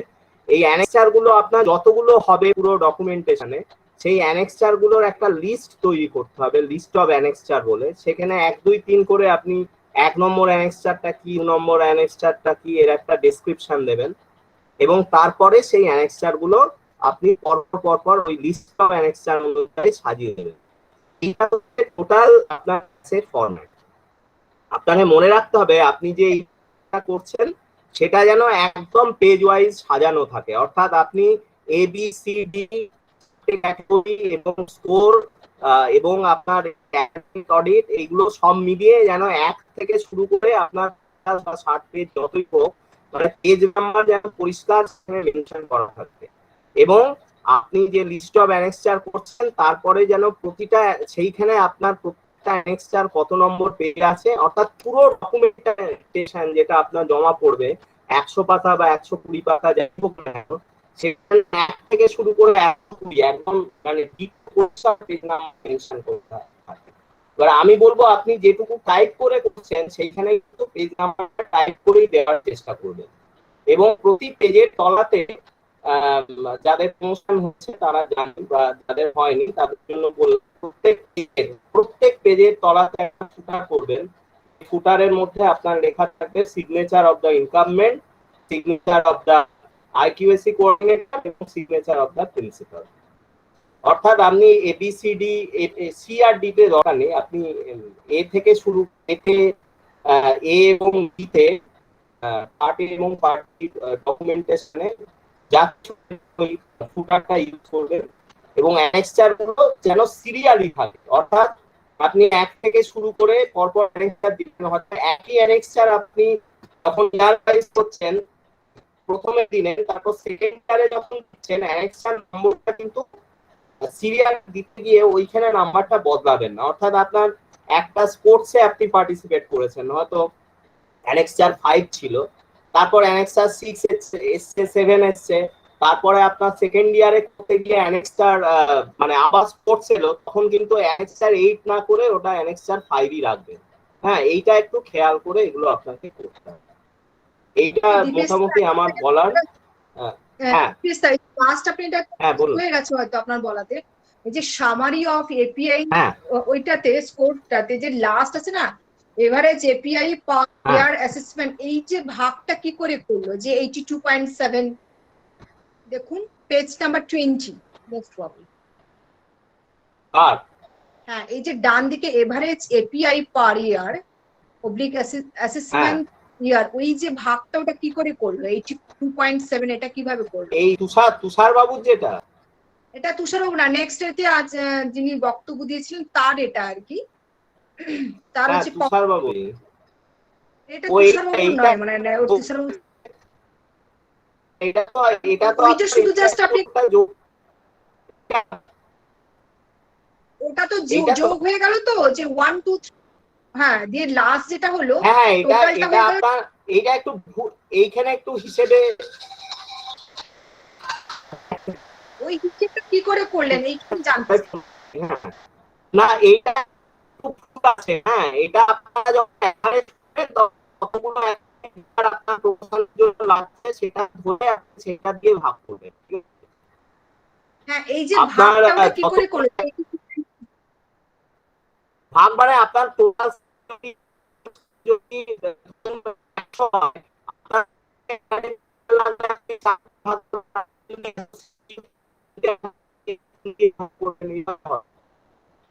হচ্ছে আপনার ভয়েস ক্লিয়ার নয় দীপেশদা, একটু পরিষ্কার করে আসছে না, একদম শোনা যাচ্ছিল না, আরেকবার বলুন প্লিজ। বলছি যে আপনার যত বছরের সেইটাকে আপনি যদি অ্যাসোসিয়েট ডিউ হয়, অ্যাসোসিয়েট তো 3 বছর স্প্যান, তাহলে আপনি টোটাল স্কোরকে 3 দিয়ে ভাগ করবেন, ঠিক আছে? আচ্ছা আচ্ছা, ধরো 3.5 কে 3 দিয়ে ভাগ করবো, তাই তো? হ্যাঁ, এখানে just এটাকে 3 দিয়ে ভাগ করতে হবে, এই তো? ফোন করছি, একটু পরে ফোন করছি। আচ্ছা ঠিক আছে, আমার আরো দু তিনটে কোয়ারি আছে জানার আছে একটা। হ্যালো, হ্যাঁ বলুন।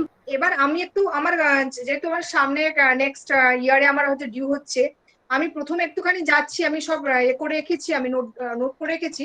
একদম প্রথমের দিকে যেখানে আমাদের বলেছে না 20টা করে ক্লাস নেওয়ার জন্য, সেখানে তো আমাদের সত্যি তো রুটিনে তো দেওয়া হয়নি 20টা করে, কিন্তু নেক্সট যে ভদ্রলোক উনি মানে বক্তব্য দিয়েছেন, তিনি বললেন কি আপনাদেরকে দেখাতে হবে রুটিনে যে আপনি 20টা ক্লাস নিয়েছেন।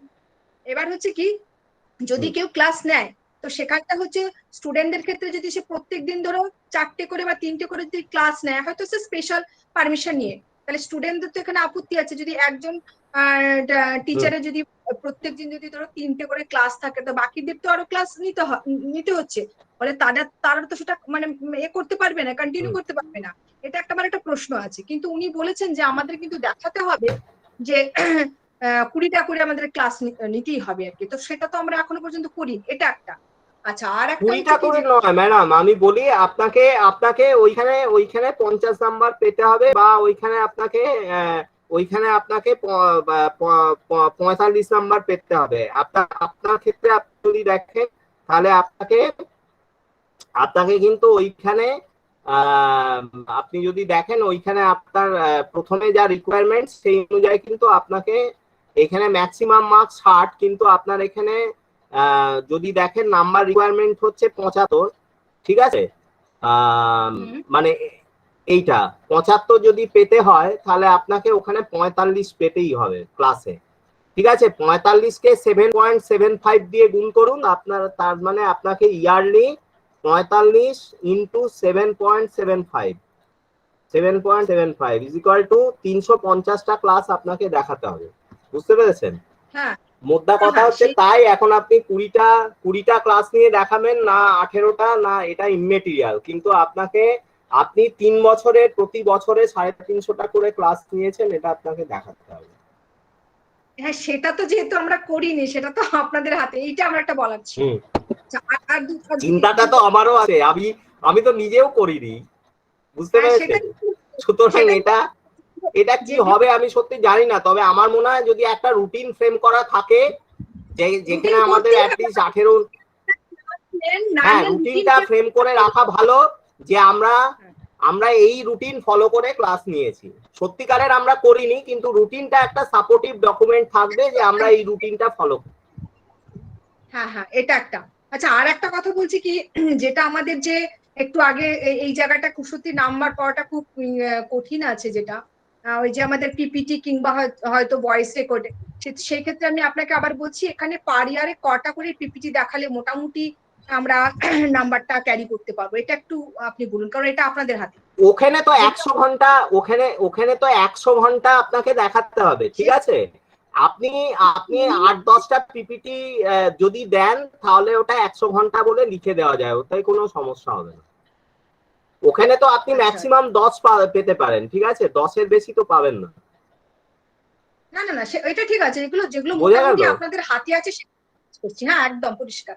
আচ্ছা, এবার হচ্ছে স্টুডেন্ট রিলেটেড জায়গা আছে, যেহেতু আমি পপুলার লেকচার টকস দিয়েছি আমি কিছু কিছু জায়গায়, পাবলিক যেটা আছে সেটা হয়তো আমি 4 জায়গায় অলরেডি দিয়েছি, আরো বাকি আছে 4টে জায়গাতে। এখানে আপনারা কি ওটা কি যে ডকুমেন্টসটা, এটা কি চাইছেন? কারণ আমরা তো ধরো একটা স্কুলে বা হয়তো কোনো একটা অর্গানাইজেশনে তার একটা হচ্ছে প্যাডে লিখে দিব, কিন্তু যেখানে সেকেন্ড ডেতে যিনি ভদ্রলোক বললেন যে প্যাডে লিখলে হবে না, তার হচ্ছে ইনভাইটেশন কার্ডে তার নাম যদি থাকে তো সেটা বেশি অ্যাপ্রুভড। কিন্তু আমরা তো আর এটা তো আর বেশি ক্যারি করি না, আমরা জানি যেখানে বলেছি সেখানে প্যাডে মোটামুটি লিখে দেন যে এই আমাদের বিষয় ছিল বা উনি নিয়ে এসেছিলেন। এইটা আপনারা একটু বলুন কি করলে এটা হবে, এটা আমার একটা প্রশ্ন। না, ওটা তো ঘন্টা হিসেবে পাবেন, এবারে কত নাম্বার আর হবে? আপনি যদি 1 ঘন্টা টক দেন তাহলে 0.1 পাবেন, বুঝতে পেরেছেন? সেটা সেই হিসেবে জানি, কিন্তু ব্যাপারটা হচ্ছে একটা সারা হ্যাঁ দিনটা আমি যাচ্ছি, সেখানে তো আর টাইম ডিউরেশন দিচ্ছে না যে আমি 1 ঘন্টা কি 2 ঘন্টা করছি, সেটা তো মানে আপনাদের হাতে থাকবে। ধরো একটা দিনের না মধ্যে না না, আপনার টকের অবভিয়াসলি একটা টাইম ডিউরেশন থাকতে হবে, তাই না? আপনি কতক্ষণ টক দিচ্ছেন, সেটা হয়তো, 10টা থেকে 11টা কি 10টা থেকে 12টা? কিন্তু কিছু কিছু জায়গাতে সেখানে টাইম ডিউরেশনটা দেয়নি, তারা প্যাডে লিখে না না দিয়েছে। ম্যাডাম, আমি একটু বলি, আপনি তো বলতে পারবেন না যে আপনি ম্যাক্সিমাম 2 ঘন্টা টক দিতে পারেন, কিন্তু আপনি তো বলতে পারবেন না আপনি একটা পাবলিক ডোমেনে গিয়ে আমি 8 ঘন্টা টক দিয়েছি, এটা কি বলা যায়? না অ্যাকসেপ্টেবল।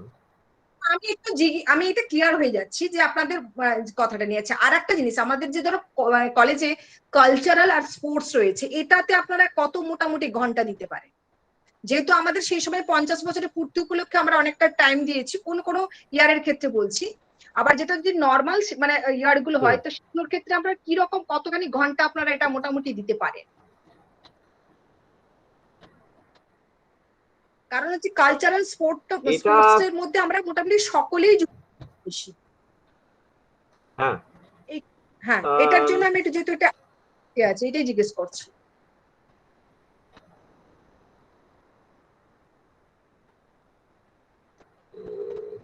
দেখুন, স্পোর্টস তো একদিন বা দুদিন কলেজে অর্গানাইজ হয়, সেখানে আপনি ম্যাক্সিমাম 8 2 গুণে 16 ঘন্টা ক্লেম করতে পারেন। অ্যাক্টিভিটিও একটা সার্টেন, আমি যেটা বললাম এনএসএস 120 ঘন্টা পার ইয়ার হয়, কিন্তু কালচারাল অ্যাক্টিভিটি মানে যেটা উনি বলছেন যে আপনি কতক্ষণ কালচারাল অ্যাক্টিভিটি করেছেন, তার মিটিং করেছেন, তার লগবুক, তার হেন তেন অনেক কিছু থাকে, কিন্তু আমার মনে হয় না এত কিছু দেখার দরকার। আর এখানে আপনার খুব বেশি নম্বরও নেই, এখানে আপনাকে আপনাকে হ্যালো, হ্যাঁ বলছি, আমি একটু পরে ফোন করছি, হ্যাঁ একটা মিটিং এ আছি। হ্যাঁ হ্যাঁ, স্যার তো লিখেছেন। হ্যাঁ হ্যাঁ হ্যাঁ হ্যাঁ হ্যাঁ হ্যাঁ, ঠিক আছে। হ্যাঁ এইবারে এইবারে এইটাতে তো আপনার আপনি এটা বলা ডিফিকাল্ট, আমাকে একটু জানতে হবে, এটা আমি জানি না যে যেগুলো আমার ডকুমেন্ট। হ্যাঁ একটু বলুন। আচ্ছা, স্টুডেন্ট সেমিনার গুলোর ক্ষেত্রে হ্যাঁ বলুন। হ্যাঁ, এবার হচ্ছে স্টুডেন্ট সেমিনারের ক্ষেত্রে, সেক্ষেত্রে বলছি ধরো আমাদের ধরো এই উইকে 3টে হলো, তাহলে আমরা যদি পার ডে কিন্তু স্টুডেন্ট সেমিনারে আপনি তো স্টুডেন্ট সেমিনারে করেছেন, যতক্ষণ ডিউরেশন আছে ততক্ষণ পাবেন, তার সঙ্গে 1 2 ঘন্টা যোগ করতে পারেন। ধরুন না 2 ঘন্টা সেমিনার, তার বেশি আপনি 1 ঘন্টা এক্সট্রা যোগ করতে পারেন, মানে 2 ঘন্টা সেমিনার হলে আপনি 3 ঘন্টা রাখতে পারেন। এই আমি একটা কথা বলবো। হ্যাঁ হ্যাঁ হ্যাঁ, আমার মনে হয় এইসব নিয়ে কোনো হ্যাঁ অসুবিধা হবে না। কলেজ ওইসব কাগজপত্র অত হ্যাঁ মেলাবেও না। কলেজ 1 আর 2 নিয়ে করে ঝামেলা করবে হ্যাঁ না। কলেজ যখন যেটা চাইবে সেই কাজটা করো, তাহলেই হবে। প্রিন্সিপাল স্যার যদি কখনো কোনো কাজ করতে বলেন, তাহলে ওগুলো নিয়ে খুব একটা ঝামেলা হবে না। আমার মনে হয় না ওগুলো নিয়ে কারোরই কোনোদিন ঝামেলা হয়েছে। ওগুলো সবাইকেই কাগজ মেলাতে হয়, তোমাদেরকেও কাগজ মেলাতে হবে। আর কিছু না, এত টেনশন করার চিন্তা করার কিছু নেই। ও কাগজ মিলে যাবে। কলেজ যখন যেটা বলবেন, প্রিন্সিপাল স্যার যখন যেটা বলবেন সেটা করলেই হবে। আমার মনে হয় না এটা নিয়ে এত টেন্স হওয়ার কিছু আছে। ও সবই কাগজ মেলাতে হবে। কারণ আমরা যদি বাই রুল বুক যাই, তাহলে কিছুই হবে না। যেরকম একটু আগে বলো ফেক রুটিন করতে হবে, তো এগুলো সবই করা হবে, অত ভাবতে হবে না। হ্যাঁ শুধু আমার মনে হয় এগুলো এত নিটি গিটি এই ঘন্টা মাপার দরকার নেই। ওগুলো আমার মনে হয় college will take care of it, বা IQAC will take care of it. আমি এটা বলতে পারি, যদি কলেজ বা আইকিউএস যখন যেটা চাচ্ছে সেইগুলো কাজগুলো করলেই হলো। আমার মনে হয় এত নিটি গিটি যেমন যাওয়ার কোনো দরকার নেই। আমি খুব লার্জলি বললাম, স্যার আছেন এখানে, প্রিন্সিপাল স্যার আছেন, উনিও বলতে পারেন। আমার মনে হয় এটাই হচ্ছে মোটামুটি কলেজের স্ট্যান্ড পয়েন্ট, এটাই মোটামুটি। এটা তো সাধুবাদ জানাচ্ছি, কিন্তু ব্যাপারটা হচ্ছে কি, ক্যাটাগরি 1 2 যদি পুরোপুরি হচ্ছে কলেজের উপরে নির্ভর করছে, এটা জানি ঠিকই, তেমনি আবার যদি প্রশ্ন আসে যে এটা তো করা হলো না, এটা কেন হলো, এটা অনেক এরকম আসে, তো সেজন্য ব্যাপারটা ক্লিয়ার করে। কারণ আমাদের তো যে এই ফর্মটা ফিল আপ করতে হবে, তো সেটা তো আমি ঠিকঠাক করে বসাতে হবে। এই যে একটু আগে বললেন যে এনএক্সার দিয়ে আমাকে প্রত্যেকটা ডকুমেন্টস গুলো তার সাথে ইনক্লুডেড করতে হবে, তো সেক্ষেত্রে এই কোয়ারিজ গুলো সত্যি স্বাভাবিক চলে আসে। আর ক্যাটাগরি 3 তে নিয়ে আমার কোনো প্রশ্ন নেই, কারণ যেহেতু কেয়ার জার্নালে আমাদের বেরিয়ে গেছে অলরেডি, সেটা নিয়ে আমার কোনো প্রশ্ন আসছে না। শুধু হচ্ছে ক্যাটাগরি 1 আর 2। আর যদি কারোর কিছু বলার থাকে বলুন, আমার কোনো। হ্যাঁ বলুন এবারে, মানে আমি মোটামুটি ব্রিফলি বলেছি, আপনারা অবশ্যই তুষারবাবু এটা দেখতে পারেন যেটা শান্তনুবাবু ফরওয়ার্ড করেছেন। আর একটা হচ্ছে আপনারা এই অর্ডারটা কিন্তু আপনাদের প্রয়োজনই আপনাকে করতে হবে। মানে এবং যখন ক্যাশ প্রিপারেশন করবেন ওই যেভাবে ফরম্যাট দেওয়া আছে ওই ফরম্যাটে একদম মানে সাজিয়ে গুছিয়ে আপনাকে ক্যাশে অর্থাৎ মানে যখন প্রসেসিং হবে ডিপিআই তে তাদের যেন কোনো ডকুমেন্ট মুছতে না হয়, বা আপনার যখন স্ক্রিপ্ট হবে আর কি। মানে তাহলে হয়ে গেলে তখন আপনাকে মানে বারবার প্রশ্ন আসতে বা এই থাকে।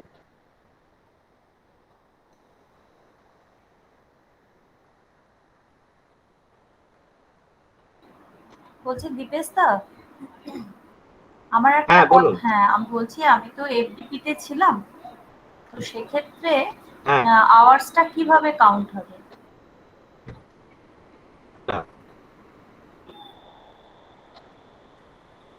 হ্যালো, শোনা যাচ্ছে আমার কথা? হ্যাঁ বলুন। হ্যাঁ হ্যাঁ, সেই সময়টা কিভাবে কাউন্ট হবে আওয়ার্স হিসেবে কাউন্ট করতে গেলে? কিসের এফডিপি? হ্যাঁ হ্যাঁ, এফডিপিও আপনার রিকোয়ারমেন্ট প্রমোশনের জন্য, এটা আপনাকে করতেই হবে, সেখানে তো আমার কাউন্ট করার ব্যাপার নেই। এই উনি এফডিপি মানে উনি যে গেছিলেন না আমি পিএইচডির জন্য, যেটাতে সেইটা ছিলাম, বলছেন? হ্যাঁ হ্যাঁ, সেইটা আমি ও আচ্ছা আচ্ছা আচ্ছা, ওই ছুটি ছুটি ছুটি, ও এটা এফআইপি, সরি আমি ফ্যাকাল্টি না ইন্ডাকশন না, ওই আচ্ছা আচ্ছা এফআইপিটাই এফডিপি এফডিপি যেটা। হয়ে গেছিল পরে। হ্যাঁ, এফডিপি নাম হয়ে হ্যাঁ গেছিল হ্যাঁ পরে। হ্যাঁ, সরি। হ্যাঁ ঠিক ওই আছে। ব্যাপারটা মানে আপনি একটু খোঁজ নিন না, মানে আমি খুব ভালো জানি না যে ওই পিরিয়ডটা আপনার তো চিঠিপত্র আছে, তাহলে ওই পিরিয়ডটা হ্যাঁ, আপনি ছিলেন সেটা বললেই হবে, আরো কিছু আচ্ছা বলার আচ্ছা। দরকার নেই আর কি। আমি বুঝতে একটু পেরেছেন? ডিফেন্সটা বলি। আমার ধারণা তাই। শান্তনু বাবু? হ্যাঁ হ্যাঁ, শান্তনু বাবু একটু বলুন তো একটু। আমারও তাই মনে হয়, কারণ উনি তো কলেজ থেকে সেই সময় পুরো গভর্নিং বডি অ্যাপ্রুভ লিভে আছেন। লিভ মানে কি, ওই প্রোগ্রামে আছেন। কিন্তু ওই সময় তো ওনার তো না কাজটা ছিল পিএইচডি করাটা, কিন্তু আমার তো মনে হয় না এটার হ্যাঁ ক্ষেত্রে হ্যাঁ লাগবে। তবে তুমি একবার জেনে নিতে না পারো এই মানে কিভাবে কি করবেন, ওকে কাগজটা তৈরি করতে হবে, তখন সেখানে কি লিখবেন সেটা তো জানতে হবে। তো সেটা জেনে নিতে হবে যে হ্যাঁ ও তো কাগজটা অ্যানেক্সটা কিভাবে উনি তৈরি করবেন, এই আর কিছু না। আমি একটু বলবো, ও পরের ডিপিআই ডেটে এই অফিসের প্রশ্নটা চিঠিপত্র তো আছে। হ্যাঁ, হ্যাঁ পরের হ্যাঁ, ডেটে সমস্ত এভরিথিং আছে, সেখানে এবং কি ব্যাস ওটা হবে? ফিনিশে ওইটা আমার আপনি জয়েনিং মেনশন অবধি। করবেন তাহলেই হবে। আচ্ছা ঠিক আছে। না না না কিন্তু না, আওয়ার দুটো যখন ক্যালকুলেশন হবে, হ্যাঁ, আহ, তো এই ব্যাপারে একজন ভদ্রমহিলা একজন ম্যাডাম প্রশ্ন করেছিলেন যে যারা যারা হয়তো এই ছুটিগুলোর জন্য, ওনারা কিন্তু বারবার বলছে আপনারা 6 মাস নিন বা মেটারনিটি যাই কোনো হোক না কেন, যাই ছুটি নিন যাই করুন না কেন, আপনাকে কিন্তু ক্লাসগুলো ওই টাইমে ওই পিরিয়ড তোমার আপনাকে দেখাতে হবে। একদম পরিষ্কার করে বলে না দিয়েছে। না না, ওটা এর ক্ষেত্রে ভ্যালিড নয় ম্যাডাম, বলছি ওই পিএইচডি মানে ইউজিসির ওই স্কিমটার ক্ষেত্রে এটা ভ্যালিড নয়, মানে ওটা সনলি পিএইচডি করার জন্য ওটা বিকাশ ভবনের অর্ডার থাকে, মানে এটা কোনো লিভের মধ্যে পড়ে না আর কি, মানে এটা এটা স্পেশাল কাইন্ড অফ লিভ আর কি। যাই হোক, এটা মোটামুটি একটু ঠিক আছে, বলছি। Thank you. হুম হুম।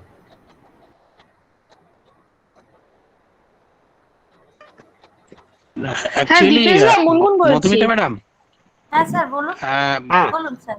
হ্যাঁ বলছি, আপনার যে ইউনিভার্সিটিতে যে এফডিপি করেছিলেন, ওখান থেকে কোনো কি হ্যাঁ স্যার। ডকুমেন্টস পাবেন যে আপনি ধরুন হাউ মেনি ডেজ অ্যাটেন্ডেড বা সেমিনার কটা দিয়েছেন, এ ধরনের কোনো কিছু সার্টিফাই করতে পারবে আপনার রিসার্চ গাইড বলুন বা ইউনিভার্সিটির তরফ থেকে? তাহলে তো সেটা শো করলে মনে হয় ওটা একটা সাপোর্টিং ডকুমেন্টস হয়ে যায়। না স্যার, আমার কাছে সমস্ত বুঝলি? প্রসেসিং এর যত চিঠি আছে, সমস্ত না সেগুলো চিঠিগুলোই আছে, একটা ঠিক আছে। জায়গায়। এবার হ্যাঁ ইউনিভার্সিটিতে হ্যাঁ আপনার ধরুন একটা লিভ দেওয়া হয়েছিল, তো একটা আপনি অনলি লিভ অন ডিউটিতে ছিলেন। এবার হ্যাঁ ওখানে হ্যাঁ যে হ্যাঁ। ঠিকঠাক ভাবে অ্যাটেন্ড করেছেন বা সেমিনার করেছেন, যা যা করেছেন আর কি, এরকম কোনো সার্টিফাই যদি করে দেয় ওই ইউনিভার্সিটি, এখানে থাকবেন, হ্যাঁ, ওনাকে মনে হয় হ্যাঁ সেটা হ্যাঁ হ্যাঁ। সার্টিফাই অথেন্টিকেটেড করে দিলে মনে হয় আমার মনে হয় শুধু লিখলে মনে হয় এটা তো কলেজের বাইরে কার হচ্ছে, কাছ বাইরে থেকে মানে করাবো ইউনিভার্সিটি। স্যার সেটা?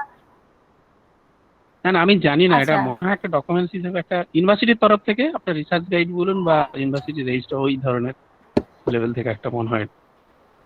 ওখানে কি কোনো ক্লাস করা যে মানে হাউ মেনি আওয়ার্স স্পেন্ড এরকম কিছু ব্যাপার ছিল হুম, আমি তো রেগুলারলি? কিছুই না জানি না স্যার, আমি তো কিছুই জানি না। ওটা এফডিপি তে এইভাবে না না, যায়, আপনি তো জয়েনিং হয় গাইডের কাছে না না ইউনিভার্সিটিতে। না, কি তো করেছেন ওখানে রেগুলার? স্যার একটা বলবো, যাই হোক। উনি তো মোটামুটি সব কাগজপত্র হ্যাঁ ফলো করে করেছেন এফডিপি। আমার মনে হয় এফডিপি ক্ষেত্রে যে হ্যাঁ সরকারি নিয়ম, উনি সেই সব সুবিধাই পাবেন। আমার মনে হয় এটা নিয়ে কোনো অসুবিধা হবে। যেটা করতে হবে ওনাকে এই প্যাটার্নটা কিভাবে সেটা কাগজে তৈরি করতে হবে সেটা জানতে হবে। এটা হ্যাঁ নিয়ে হ্যাঁ কোনো অসুবিধা হবে না। উনি পুরো গভর্নমেন্ট অ্যাপ্রুভ, মানে গভর্নিং বডি অ্যাপ্রুভ লিভ বা যাই হোক আছে, ওনার কাছে সব কাগজপত্র তৈরি আছে। ওনাকে শুধু কিভাবে ছকে সাজাতে হবে সেটা জানতে হবে। আমার মনে হয় না এক্স্যাক্ট কোনো স্যার। অসুবিধা হবে। এটাই আমাদের কিছু জানতে হবে, আমাদের আইকিউ স্টাফকে জানতে হবে কিভাবে উনি কাগজটা সাজাবেন, সেটা আমরা জেনে নেবো। আমরা ঠিক ঠিক একটু ঠিক। কথাবার্তা বলবো, হ্যাঁ যখন ওনার হ্যাঁ যখন সেটাই সময় আসবে সেটাই। উনি কাগজ দেবেন তখন আমরা খোঁজ খবর করে নেবো। আমার এটাই মনে হয়। আচ্ছা আচ্ছা, ঠিক আছে, থ্যাংক ইউ। হ্যাঁ হ্যালো বলুন দীপেশ এবার। দা। হ্যাঁ হ্যাঁ বলুন। বলছি যে ম্যাটারনিটি লিভের ক্ষেত্রে কি হবে আমার? ওই সময়টা তো I am not suppose to take any classes. শুনুন সেদিন তো বললেন, সেদিন বলেছেন নাকি এখন তো ভোট চলছে, অনলাইনে করতে হবে, কিন্তু আপনার অফলাইনেই ছিল তখন, মানে কলেজ ওখানে তো লিখে আপনি দেখাবেন, যখন সামারি অফ আপনি লিখবেন লাস্টে তখন তো কিছু হবে। কিচ্ছু বুঝতে পারছি না, কথা কেটে যাচ্ছে নেটওয়ার্ক প্রবলেমের জন্য। হ্যাঁ এবার শুনছেন? হ্যালো। হ্যাঁ এবার শুনতে পাচ্ছি। হ্যাঁ বলুন। হ্যাঁ বলছি যে আপনাকে তো স্টেটমেন্ট তো দিতেই হবে একটা, মানে আপনার লাস্টে আমরা কি আর কি, সেই হ্যাঁ স্টেটমেন্টে হ্যাঁ আপনার তো থাকবেই ওটা ম্যাটারনিটি লিভ হিসেবে। হ্যাঁ হ্যাঁ। এই তো সরকারি ছুটিতে আমার মনে হয় না কোনো সমস্যা হবে। হুম হুম, ঠিক আছে, থ্যাংক ইউ।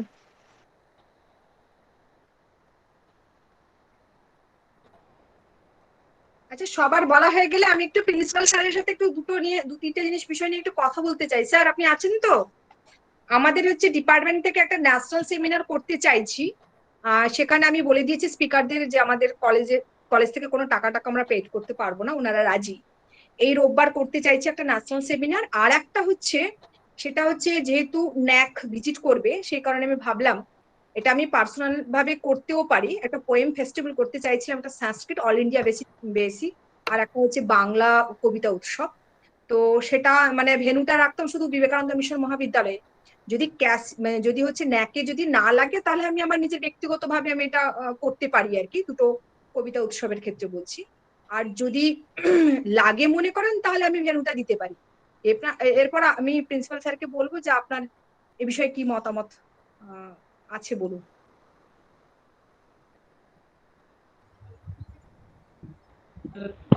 ভেনু বলতে তো এখন তো অনলাইন প্ল্যাটফর্মই হবে। সবই অনলাইন স্যার, সবই অনলাইন।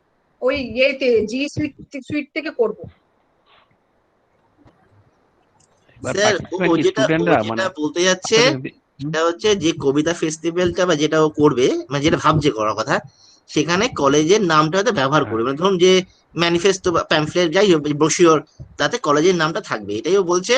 ও বলছে যে যদি ন্যাকের ক্ষেত্রে কাজে লাগে তাহলে এইটা করাতে যদি আমাদের উপকার হয়ে যায় সেই জন্য ও এটা করছে। আর যদি আমরা মনে করি যেটা দরকার নেই তাহলে ওর ক্ষেত্রে কোনো অসুবিধা নেই। এখন আমি ঠিক বুঝতে পারছি না পোয়েম ফেস্টিভ্যাল করলে আমাদের কি উপকার হবে ন্যাকের ক্ষেত্রে, সেটা আমি ঠিক জানি না। মানে আমার খুব একটা পরিষ্কার ধারণা নেই। সৌম্য তুমি বলতে পারবে, তুমি ক্রাইটেরিয়া 3টা দেখো, এরকম কোন অনুষ্ঠান আয়োজন করলে আমাদের কোনো সুবিধা হতে পারে?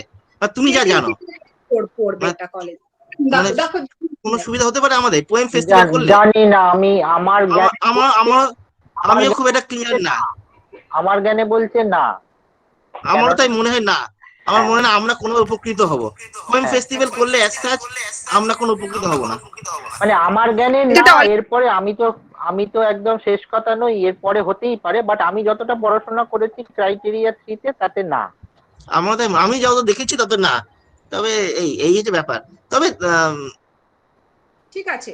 আচ্ছা, আমাদের যেটা ন্যাশনাল সেমিনারটা ছিল, তবে না বলার পরেও কলেজ অ্যাক্টিভিটি বলে হতেই হ্যাঁ, পারে, হ্যাঁ। মানে একটা কলেজের এক্সপোজার হুম। বাড়বে, একটা পোয়েম ফেস্টিভ্যাল হচ্ছে, দ্যাটস আ গুড অ্যাপ্রোচ। আমার আমার মনে মনে হয় খারাপ না, তুমি সেটাকে কালচারাল যে এটা আছে মানে না, কি সবকিছুই criteria- ন্যাকে লাগবে বলে তো ন্যাকে লাগবে কি ন্যাকে লাগবে না হওয়াটা উচিত নয় আর কি। ন্যাকটা প্রেফারেবল হলেও কিন্তু মানে ইটস আ নিউ থিং, মানে যেটা আমাদের কলেজে কোনোদিন হয়নি, এটা এরকম হচ্ছে জিনিস হওয়াটা তো বেটার। এটা হচ্ছে নাম কি বলবো ওটা, কি বলবো, ওই উত্তরের দিকে যে কলেজটা হচ্ছে, না নর্মালি ম্যাডাম, নর্মালি পার্টিসিপেন্ট কারা হবে? আমার স্টুডেন্টরা। তো এটা তো ন্যাশনাল সেমিনারটার জন্য তো একটা স্টুডেন্ট রয়েছে, সেটা আলাদা পার্ট। এটা হচ্ছে অল ইন্ডিয়া বেসিক, যে কেউ কবি এখানটা মানে না, পোয়েম ফেস্টিভ্যালটা এটার কথা বলছি। সেটা সংস্কৃতটা যেহেতু আমাদের সংস্কৃত রিলেটেড আছে, সেটা যারা সংস্কৃত কবিরা রয়েছে, বা সে স্টুডেন্ট হতে পারে কিংবা মানে কবি হতে পারে, তো যে কেউ হতে পারে স্যার এখানে। যে স্যার এইরকম হতে পারে, এই যে অনুষ্ঠানটা সেটা বিবেকানন্দ মিশন মহাবিদ্যালয় সেটা অর্গানাইজ করলো, এইভাবে যদি দেখানো যায় তার খারাপ কি? মানে এই পোয়েম ফেস্টিভ্যালটা বিবেকানন্দ মিশন মহাবিদ্যালয় অর্গানাইজ করলো, মানে বিবেকানন্দ বিবেকানন্দ মিশন মহাবিদ্যালয় একজন ফ্যাকাল্টি এটার সঙ্গে যুক্ত, এবং এটা অর্গানাইজের সঙ্গে বিবেকানন্দ মিশন মহাবিদ্যালয় যুক্ত। এইভাবে দেখানো যেতেই পারে। এটা যদি দেখায় তাহলে সোশ্যাল অ্যাক্টিভিটি হিসেবে দেখানো যেতে হবে, বা কালচার অ্যাক্টিভিটি। হ্যাঁ, এটা আচ্ছা কালচারালি স্যার, ঢুকে যাবে। আমি সেদিন আচ্ছা আশিস বাবু শুনতে পাচ্ছেন? হ্যালো আশিস বাবু। হ্যাঁ বলুন। আশিস বাবু বলো। হ্যাঁ, বলছি আপনি স্যারকে বোধহয় প্রমোশনের ডেটটা একটু ভুল বলেছিলেন। আমি সেদিন স্যারকে মেনশন করেছিলাম আপনার রিজলিউশনের ডেটটা স্যার আপনি একটু কারেকশন করবেন, মানে ওইটা 16/3/2019 হবে আর কি। হ্যাঁ, আপনি কি ওইটা নভেম্বর বলেছিলেন? না, ওটা তো ওই চেঞ্জ হয়েছে, চেঞ্জ হওয়ার পর ওইটা হয়েছে। না আপনি হ্যাঁ, যেটা মানে- আমাকে যেটা বলেছিলেন সেটা 30/11 কি এটা বলছিলেন না? নভেম্বর 19, 30 হ্যাঁ, হ্যাঁ। নভেম্বর 19। হ্যাঁ, ওটা হবে না এই দীপেশবাবু যেটা বলছেন? না, ওইটাই হবে 30 নভেম্বর 19, মানে ওই দিন আমি রিফ্রেশার শেষ করি। আমার ডিউটা ওই 3 ছিল। মানে আশিস, আমার মনে হয় তোমারটা যেহেতু পিছিয়ে গেছে, তাই যে রিফ্রেশটা যে শেষ দিন, সেদিন থেকে তোমার হবে, সেটাই ঠিকই বলেছো। না আশিস বাবু আপনি ভুল বলছেন। আপনি মেমো দেখেছেন? আপনাদের যে মেমোটা এসছে তাতে কিন্তু, আমার মেমোটা দেখুন, তাতে কিন্তু ওই ডেটটা আছে 16/3/2019। হ্যাঁ, কিন্তু আমি তখন রিফ্রেশার করিনি, সেই জন্য পিছিয়ে বলছি তো। সেই জন্য 30/11/2019 বলছি। তাহলে কি মেমোতে ভুল আছে? না, মেমোতে ভুল নেই।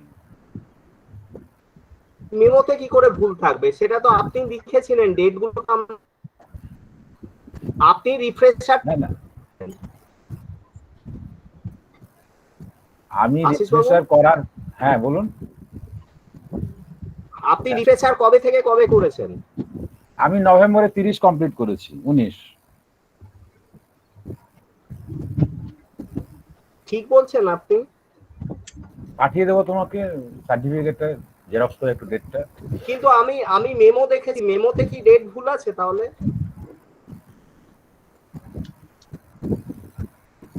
মেমোতে এই ডেটটা দেখবে কি করে তুমি? এটা তো আমার পরের রিফ্রেশার। না আপনার যে প্রমোশনের যে মেমোটা, আমি মেমোটা একটু দেখাবো আপনাকে। এখানে আমি মেমোটা দেখাচ্ছি, তাহলে আমি একটু প্রেজেন্ট করছি মেমোটা, আপনি দেখুন ভালো করে। আমাকে তাহলে আমাকে দেখতে হয়, কারণ আপনার বেবস সঙ্গে আপনার কথা তো মিলছে না। আমি আপনাকে মেমোটা দেখাচ্ছি, একটু পরে পাঠিয়ে দেবো আমি তোমাকে। আপনি এখানে দেখুন, আমি স্ক্রিনেই দেখাচ্ছি আপনাকে। হ্যাঁ দেখাও।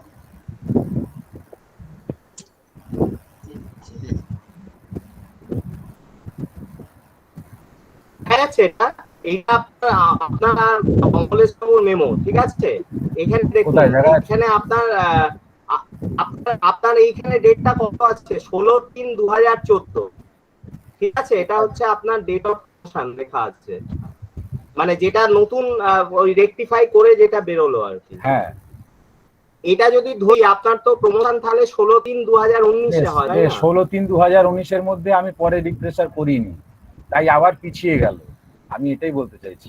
ও আচ্ছা, বুঝতে পেরেছি, সরি, বুঝতে পেরেছি। পিছিয়ে গিয়ে আমি বুঝতে পেরেছি। রিফ্রেশার করলাম, সেদিন হলো, মানে ভুল কোথাও নেই। আচ্ছা আচ্ছা, হ্যাঁ তাহলে ঠিক বলেছেন, ঠিক বলেছেন। সরি, আমি আমি আমি একটু ভুল করেছি, মানে আমি আপনার 5 বছর ধরেই ডেটটা স্যারকে বলেছিলাম আর কি। আপনারটা ঠিক আছে স্যার। স্যার এটা বুঝলেন তো স্যার? রিফ্রেশার যেদিন আচ্ছা করেছে। আচ্ছা, ঠিক আছে ঠিক আছে স্যার ঠিক আছে আছেন? ঠিক আছে। হ্যাঁ হ্যাঁ হ্যাঁ, আচ্ছা আচ্ছা, ঠিক আছে ঠিক আছে। হ্যাঁ বলছি স্যার ডেটটা ঠিক আছে, মানে উনি উনি উনি ওই ওই ডেটের পরে রিফ্রেশার করেছেন, মানে হ্যাঁ 19 সালের নভেম্বরে করেছেন, তাই আপনার রিফ্রেশার যেদিন শেষ হচ্ছে তার পরের দিন আপনার প্রমোশন ডিউ হবে। এই হ্যাঁ দীপেশ, ধরো তুমি চ্যাট বক্সে, দীপেশ চ্যাট বক্সে দেখো বেশ কিছু প্রশ্ন আছে, ওগুলো উত্তর দিয়ে দাও তাড়াতাড়ি। ঠিক আছে, আমি একটা ছোট প্রশ্ন করে নি, আমারটা বলে দিন, আমি অনেক পরে ঢুকেছি, কি হয়েছে জানি না, সরি। যে এই অনলাইন গুলো কি এই নতুন নিয়মে দেখলাম, ওই পিপিটিতেও দেখলাম 20টা করে দেখাতে বলেছে, তো আমি কি 20টা করে দেখিয়ে দেবো? তাহলে তো হবে না। হ্যাঁ আপনাকে তাই দেখাতে হবে, এছাড়া কিছু করার নেই। হ্যাঁ মানে সেটাই আর কি জিজ্ঞেস করে নিচ্ছি, এখন তো আমি করছি বানাচ্ছি, তাহলে ওটা 20টাই রাখছি আর কি। ঠিক আছে, হ্যাঁ সেটাই। দীপেশদা শোনা যাচ্ছে? হ্যাঁ এখানে এখানে চ্যাট বক্সে আমি প্রশ্ন দেখছি ঈশা ম্যাডামের, UGC care of Scopus index journal ছাড়া যে কোনো পিয়ার রিভিউ জার্নালে আইএসএসএন দিয়ে পাবলিকেশন থাকলে কত মার্কস পাওয়া যাবে? ওই যে বললাম 10 মার্কস পাওয়া যাবে, ঠিক আছে। ঈশা ম্যাডাম প্রশ্ন করেছিলেন আপনার যদি রেফার্ড জার্নাল হয় এবং যদি আইএসএসএন থাকে এবং যদি অনলাইন পাবলিকেশন থাকে তাহলে আপনি 10 মার্কস, যদি একা সিঙ্গেল অথার হন 10 মার্কস পেতে পারেন। জার্নালটার ওয়েবসাইট থাকতে হবে। হ্যাঁ জার্নালটার ওয়েবসাইট থাকতে হবে, ওয়েবসাইট এবং আইএসএসএন থাকতে হবে আর কি। ওকে ওকে, থ্যাংক ইউ স্যার। স্যার আরেকটা কোয়েশ্চেন আমি দিয়ে আরেকটা কোয়েশ্চেন করেছেন, যে কোনো ইন্টারন্যাশনাল জার্নালে পাবলিকেশন থাকলে কি 25 মার্কস পাওয়া যাবে? অবভিয়াসলি নয়, আপনার কেয়ারে পাবলিকেশন থাকলে তবেই আপনি 25 মার্কস পাবেন। ওকে।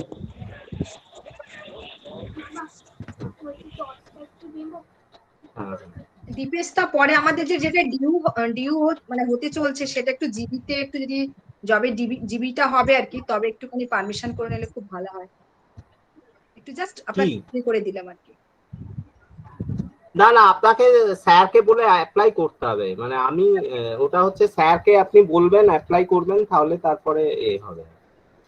হ্যাঁ পরে কারণ আপনাদের কবে জিবি হবে আমি তো সেটা ঠিক জানতে পারবো না। জিবি তো নেই, জিবি নেই, জিবি অনেকদিনই নেই। তাহলে আমি কি তাহলে চিঠিটা শুধু স্যারকে করবো তো, প্রিন্সিপাল স্যার? হ্যাঁ হ্যাঁ হ্যাঁ ঠিক আছে। হ্যাঁ আর কেউ কিছু বলবেন? স্যার ওই আশিস বাবুর ডেটটা ঠিক আছে, তাহলে ওটা চেঞ্জ করার দরকার নেই। আচ্ছা ঠিক আছে ঠিক আছে। হ্যাঁ হ্যাঁ হ্যাঁ, আমি একটু ভুল ভেবেছিলাম, মানে উনি যে কোর্সটা 5 বছরের পরে, হ্যাঁ উনি কোর্সটা পরে করেছেন এটা আমি জানতাম না, আজকে জানলাম। আর দীপেশ তোমাকে কি আমি রিফ্রেশারের এটা পাঠিয়ে দেবো সার্টিফিকেট? না না না দরকার নেই, আপনি যে স্যারকে ডেটটা বলেছেন সেটা আপনার কোর্সের মানে যেদিন শেষ হলো তার পরের দিন বলেছেন তো? তার হ্যাঁ 30ই বলেছি, 30ই শেষ হয়েছে আর কি। এবার সেদিন হবে না তার পরের দিন থেকে হবে সেটা জানি না, মানে না যেদিন শেষ হলো তার পরের দিন থেকে হবে। তাহলে 30/11/19 আমি শেষ হয়ে যাব, তাহলে 1 তারিখ হবে। হ্যাঁ স্যার বলুন।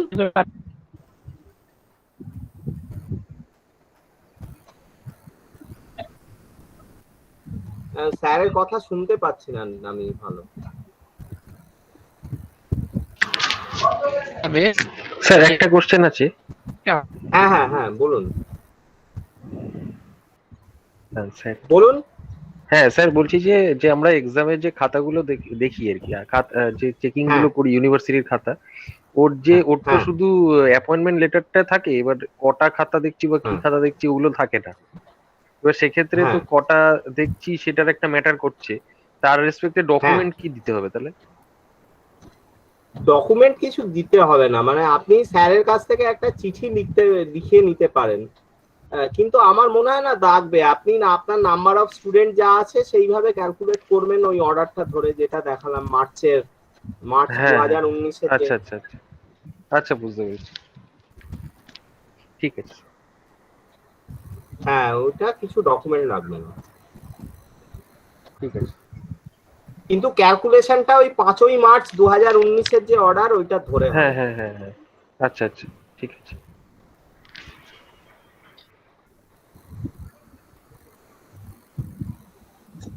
এই তাহলে শেষ করে দিই নাকি আর কি? তো কিছু নেই, ঠিক আছে, শেষ করে দিন।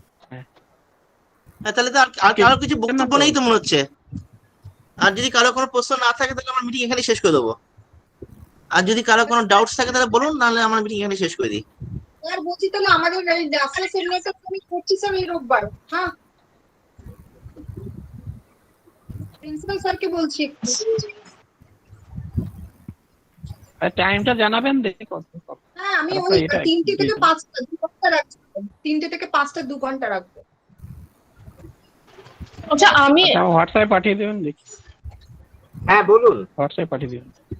হ্যাঁ দীপেশ দা বলছিলাম, আমি তন্ময়কে একটু রিকোয়েস্ট করছি যে ও যদি ওই ভদ্রলোকের ইনফরমেশন দিতে পারেন যে ওই স্টাডি মডিউল গুলো কিভাবে তৈরি করে আপলোড করতে হবে, তাহলে ওনার থ্রু দিয়ে যদি আমরা একটা সেমিনার মতন করতে পারি এটার উপরে, তাহলে আমরাও উপকৃত হব। ভালোই হয়, মানে এটা আমি কিছু জানি না, আমি এই প্রথম শুনলাম এবং একটু দেখার চেষ্টা।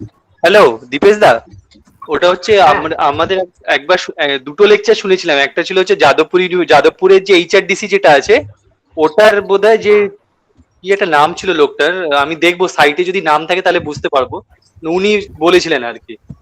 আর একটা ছিল হচ্ছে আমরা FIP করেছিলাম, বোধহয় এরাও করেছিল, দেবজিৎরাও করেছিল, ওরাও বলতে পারবে ওদের যদি মনে থাকে। FIP তে হ্যাঁ AMU তে ওখানে একজন পুরো একদম ডিটেইল একটা PDF আর লেকচার ভিডিও লেকচার দুটোই শেয়ার করেছিল। আমি দেখবো, একটা গুগল ক্লাসরুমে ওরা শেয়ার করেছিল, গুগল ক্লাসরুমটা আমি দেখবো খুলে আরেকবার। দেবজিৎরাও একটু দেখতে পারে, লোকটার নাম কি ছিল কি, ওদের ওই কম্পিউটার সায়েন্স ডিপার্টমেন্টের একজন টিচার ছিল।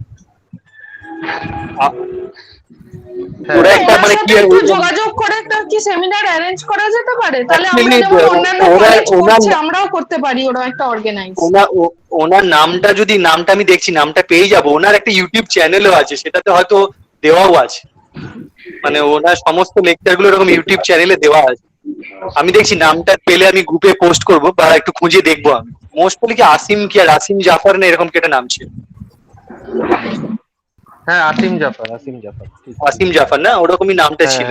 ওনার ইউটিউব চ্যানেলও আছে, ইউটিউব চ্যানেলেও বোধহয় থাকতে পারে, মানে ওনার সমস্ত লেকচার গুলোই থাকে ওখানে, তাহলে ওখান থেকে দেখলেও পাওয়া যাবে। ম্যাডাম আপনি কি ওই 10 নম্বরে যেটা অনলাইন কোর্স ওইটার ব্যাপারে তন্ময় বলছিলেন? একটা 10 নম্বর আছে, মানে ওই স্বয়ং প্ল্যাটফর্মে যেগুলো আপলোড করা যায়, কিন্তু ওই আপলোড গুলো মানে আমি চাইলেই করতে পারি সেরকম নয় আর। ওটার জন্য প্রপোজাল জমা দিতে হয়, সেটা অ্যাপ্রুভ হবে, অনেক স্টেপস আছে ওটার। ওটা হলো মাইনর রিসার্চ প্রজেক্টের থেকেও হ্যাঁ ওই রকম, এবং ওটার জন্য প্রচুর ফান্ডিংও পাওয়া যায় ওটা থেকে।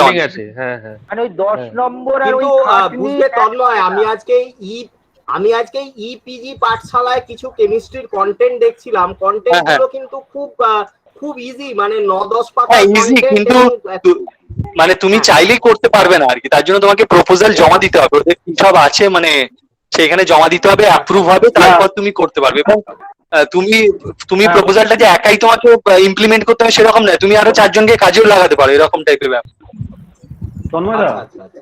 হ্যাঁ হ্যালো, হ্যাঁ হ্যাঁ বলো। ওখানে যে স্বয়ং থেকেই হবে, তো আগের দিনকে যিনি বলছিলেন তো উনি বলছিল যে স্বয়ংে তো ওই ব্যাপারটা আছে, কিন্তু তাছাড়া যে কোনো ইউনিভার্সিটির আন্ডারেও যদি কোনো একটা মানে বডি থাকে, তারা পারমিশন দিলে তুমি নিজে ইউটিউবে ওটা আপলোড করলে ওখানেও নাম্বার আছে, শুধু স্বয়ংের ব্যাপার না। ওটা তাপস না, সে তো আছেই, সে তো আরো অনেক অনলাইন প্ল্যাটফর্ম আছে যেগুলোতে আপলোড করা যায়।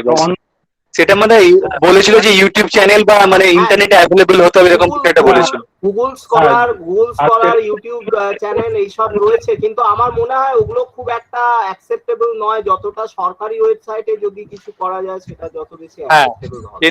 এছাড়া আরো অনেক অনলাইন প্ল্যাটফর্ম আছে, তো মানে অনেক আছে, মানে স্বয়মের মতো। স্বয়মটা আমাদের যেমন গভর্নমেন্ট অ্যাপ্রুভড আছে, মানে ওই টাইপের ব্যাপার। আদারওয়াইজ অনলাইন প্ল্যাটফর্ম তো অনেক আছে, সেখানে আপলোড করলে কি নাম্বার পাওয়া যাবে জানি না।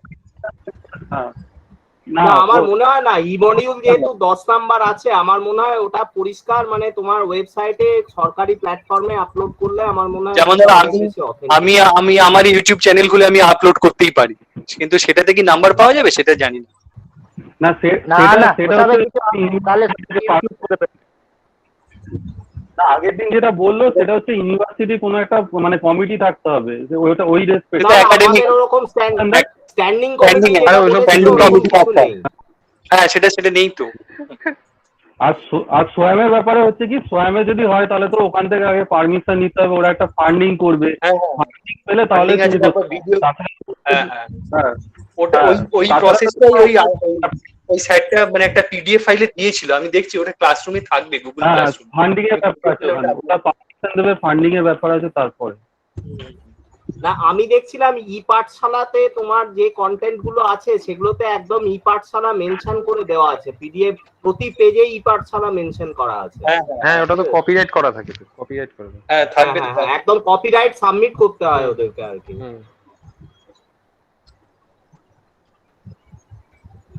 ঠিক আছে আজকে তাহলে একটু খুঁজলে পেয়ে যাবো। হ্যাঁ আর যদি কারো কোনো প্রশ্ন না থাকে তাহলে এখানে মিটিং শেষ করে দিই। তো বলি স্যার, হ্যালো হ্যাঁ বলো। যে ইনফ্লিপনেটের ব্যাপারটা আমাদের বিদ্যাসাগর ইউনিভার্সিটির ইনফরমেশন সায়েন্টিস্টই দেখেন বিপ্লব চক্রবর্তী, ওনার সঙ্গে কথা বলতে পারেন, ওখানকার ইমপ্লিমেন্টেড সায়েন্টিস্টদের দিয়ে উনি ট্রেনিং করিয়ে দিতে পারবেন। এখানে রাখা রয়েছে, আমার কাছে রয়েছে, আমি সেটা দিতে পারি। যার কাছে যা মেটেরিয়াল আছে আপনারা একটু আমাদের গ্রুপে শেয়ার করে দেবেন, আমরা ওখান থেকে মেটেরিয়াল গুলো দেখে নেবো। হ্যাঁ যার কাছে যে মেটেরিয়াল, যে গুগল ক্লাসরুমে তন্ময় পাড়ে বা আসিম জাফর ইউটিউব চ্যানেলে আমিও চেক করে দেখছি, এগুলো যদি আপনারা পারেন যদি আপনারা আমাদের গ্রুপে শেয়ার করে দেবেন, ওখান থেকে আমরা ফলো আপ করবো। হ্যাঁ তবে আমি ক্যালকাটা ইউনিভার্সিটির এই আমার রিফ্রেশারে যা শিখেছিলাম তাতে আমার মনে হয়েছিল ওই 10 নম্বর আর ওই খাটুনি আর ওই পলিসি কোনোভাবেই জাস্টিফাইড নয়। আমাদের মনে হয় বিশেষ করে এখন যখন ওই 10 নম্বরের ওই পিয়ার রিভিউ রেফারেন্স জার্নাল বেরিয়ে গেছে, এখন নম্বর পাওয়াটা ফার ইজিয়ার হয়ে গেছে, এগুলো হচ্ছে অনেক ডিফিকাল্ট অপশনস। ওটা হলো 50 দেওয়া উচিত, যে পরিমাণ খাটুনি ওটা করতে গেলে লাগবে বা ইনভলভমেন্ট লাগবে তাতে, আর এবং চ্যানেল লাগবে, আপনি দিলেই হবে না, চ্যানেল দরকার, নাহলে ছাপ করবে না সেইটা। কিন্তু আমি একটা জিনিস দেখছিলাম, মানে হয়তো আমি তোমায় একটা কথা বলবো, মেটেরিয়াল গুলো আহামরি কিছু নয়, মানে মেটেরিয়াল গুলো একেবারে একটা কথা বলতে পারি, এতে তোমাদের কি উপকার হবে জানি না, কলেজের উপকার হবে, কারণ কলেজের ক্যাটাগরি একটা জায়গায় লেখা আছে যে টিচাররা ই মডিউল তৈরি করে কিনা, সুতরাং নিজেদের কি ক্যাসের উপকার হবে জানি না, কলেজের উপকার হয়ে যাবে সেটা বলতে পারি। হ্যাঁ কিন্তু এটা তো প্রচুর খাটনির ব্যাপার, মানে তন্ময় বা সৌম্য যা বলছে আমাদের মনে হয় কিন্তু ই মডিউল মেটেরিয়ালটা কিন্তু খুব সোজা, মানে ই মডিউল তো লোক আমি দেখছি বই থেকে পরিষ্কার মানে ছবিগুলো এবং মেটেরিয়াল গুলো সব কপি পেস্ট করে দিয়েছে, বইয়ের নামটা লিখে দিয়েছে কপিড ফ্রম অমুক বই। না তাহলে এটা হতে পারে যে কাজটা কঠিন না, কিন্তু ওই জায়গা অবধি পৌঁছানোটা কঠিন, তা সেটা হতে পারে, প্রসেসটা কঠিন। আমি তো বললাম চ্যানেল দেখে মনে হচ্ছে, যেমন কিছু জার্নালে দেখবেন আপনার পেপারটা দেখে মনে হবে যে খুব ভালো, এটা পাবলিশ হয়ে যাবে ওই জার্নালে, কিন্তু হবে না, কিন্তু ওর তার থেকে খারাপ পেপার দেখবেন যে পাবলিশ হয়ে গেছে, এখানেও ঠিক তাই, আপনার দেখে মনে হচ্ছে ব্যাপারটা খুব সোজা, কিন্তু আলটিমেটলি ব্যাপারটা অতটা সোজা নয়। মানে আমিও খুব ইন্টারেস্ট নিয়ে ব্যাপারটায়, আমিও যখন প্রথম শুনেছিলাম আমারও খুব ইন্টারেস্ট লেগেছিল আর কি, তারপরে যখন ফুল প্রসেস শেষ হওয়ার পরে কোয়ারি সেশনে আর কি প্রশ্ন উত্তরের পর্ব ছুটলো, তখন দেখা গেল ব্যাপারটা যতটা ইন্টারেস্টিং ততটা আর কি মানে কি বলবো ফিজিবল নয় আর না। এরপর কেউ মানে আমার ক্ষেত্রে ওই জন্য আমি এটাকে নিয়ে আর উচ্চবাচ্য করি না, কারণ আমারও খুব ভালো লেগেছিল, কিন্তু তারপর দেখা গেল যে আলটিমেটলি হবে না, আমি করতে পারবো না, এটা আমার ক্ষেত্রে ব্যক্তিগত ব্যাপার। এবার বাকি যদি সবাই ইন্টারেস্টেড হয় তারা করতে পারে, আমার মনে হয় যে 10 নম্বর is not justified at all. তবে যাদের কাছে যা ইনফো আছে এটা শেয়ার করো, দেখা যাবে। হ্যাঁ যাদের কাছে যা যা ইনফো আছে সেটা শেয়ার করে দিও গ্রুপে।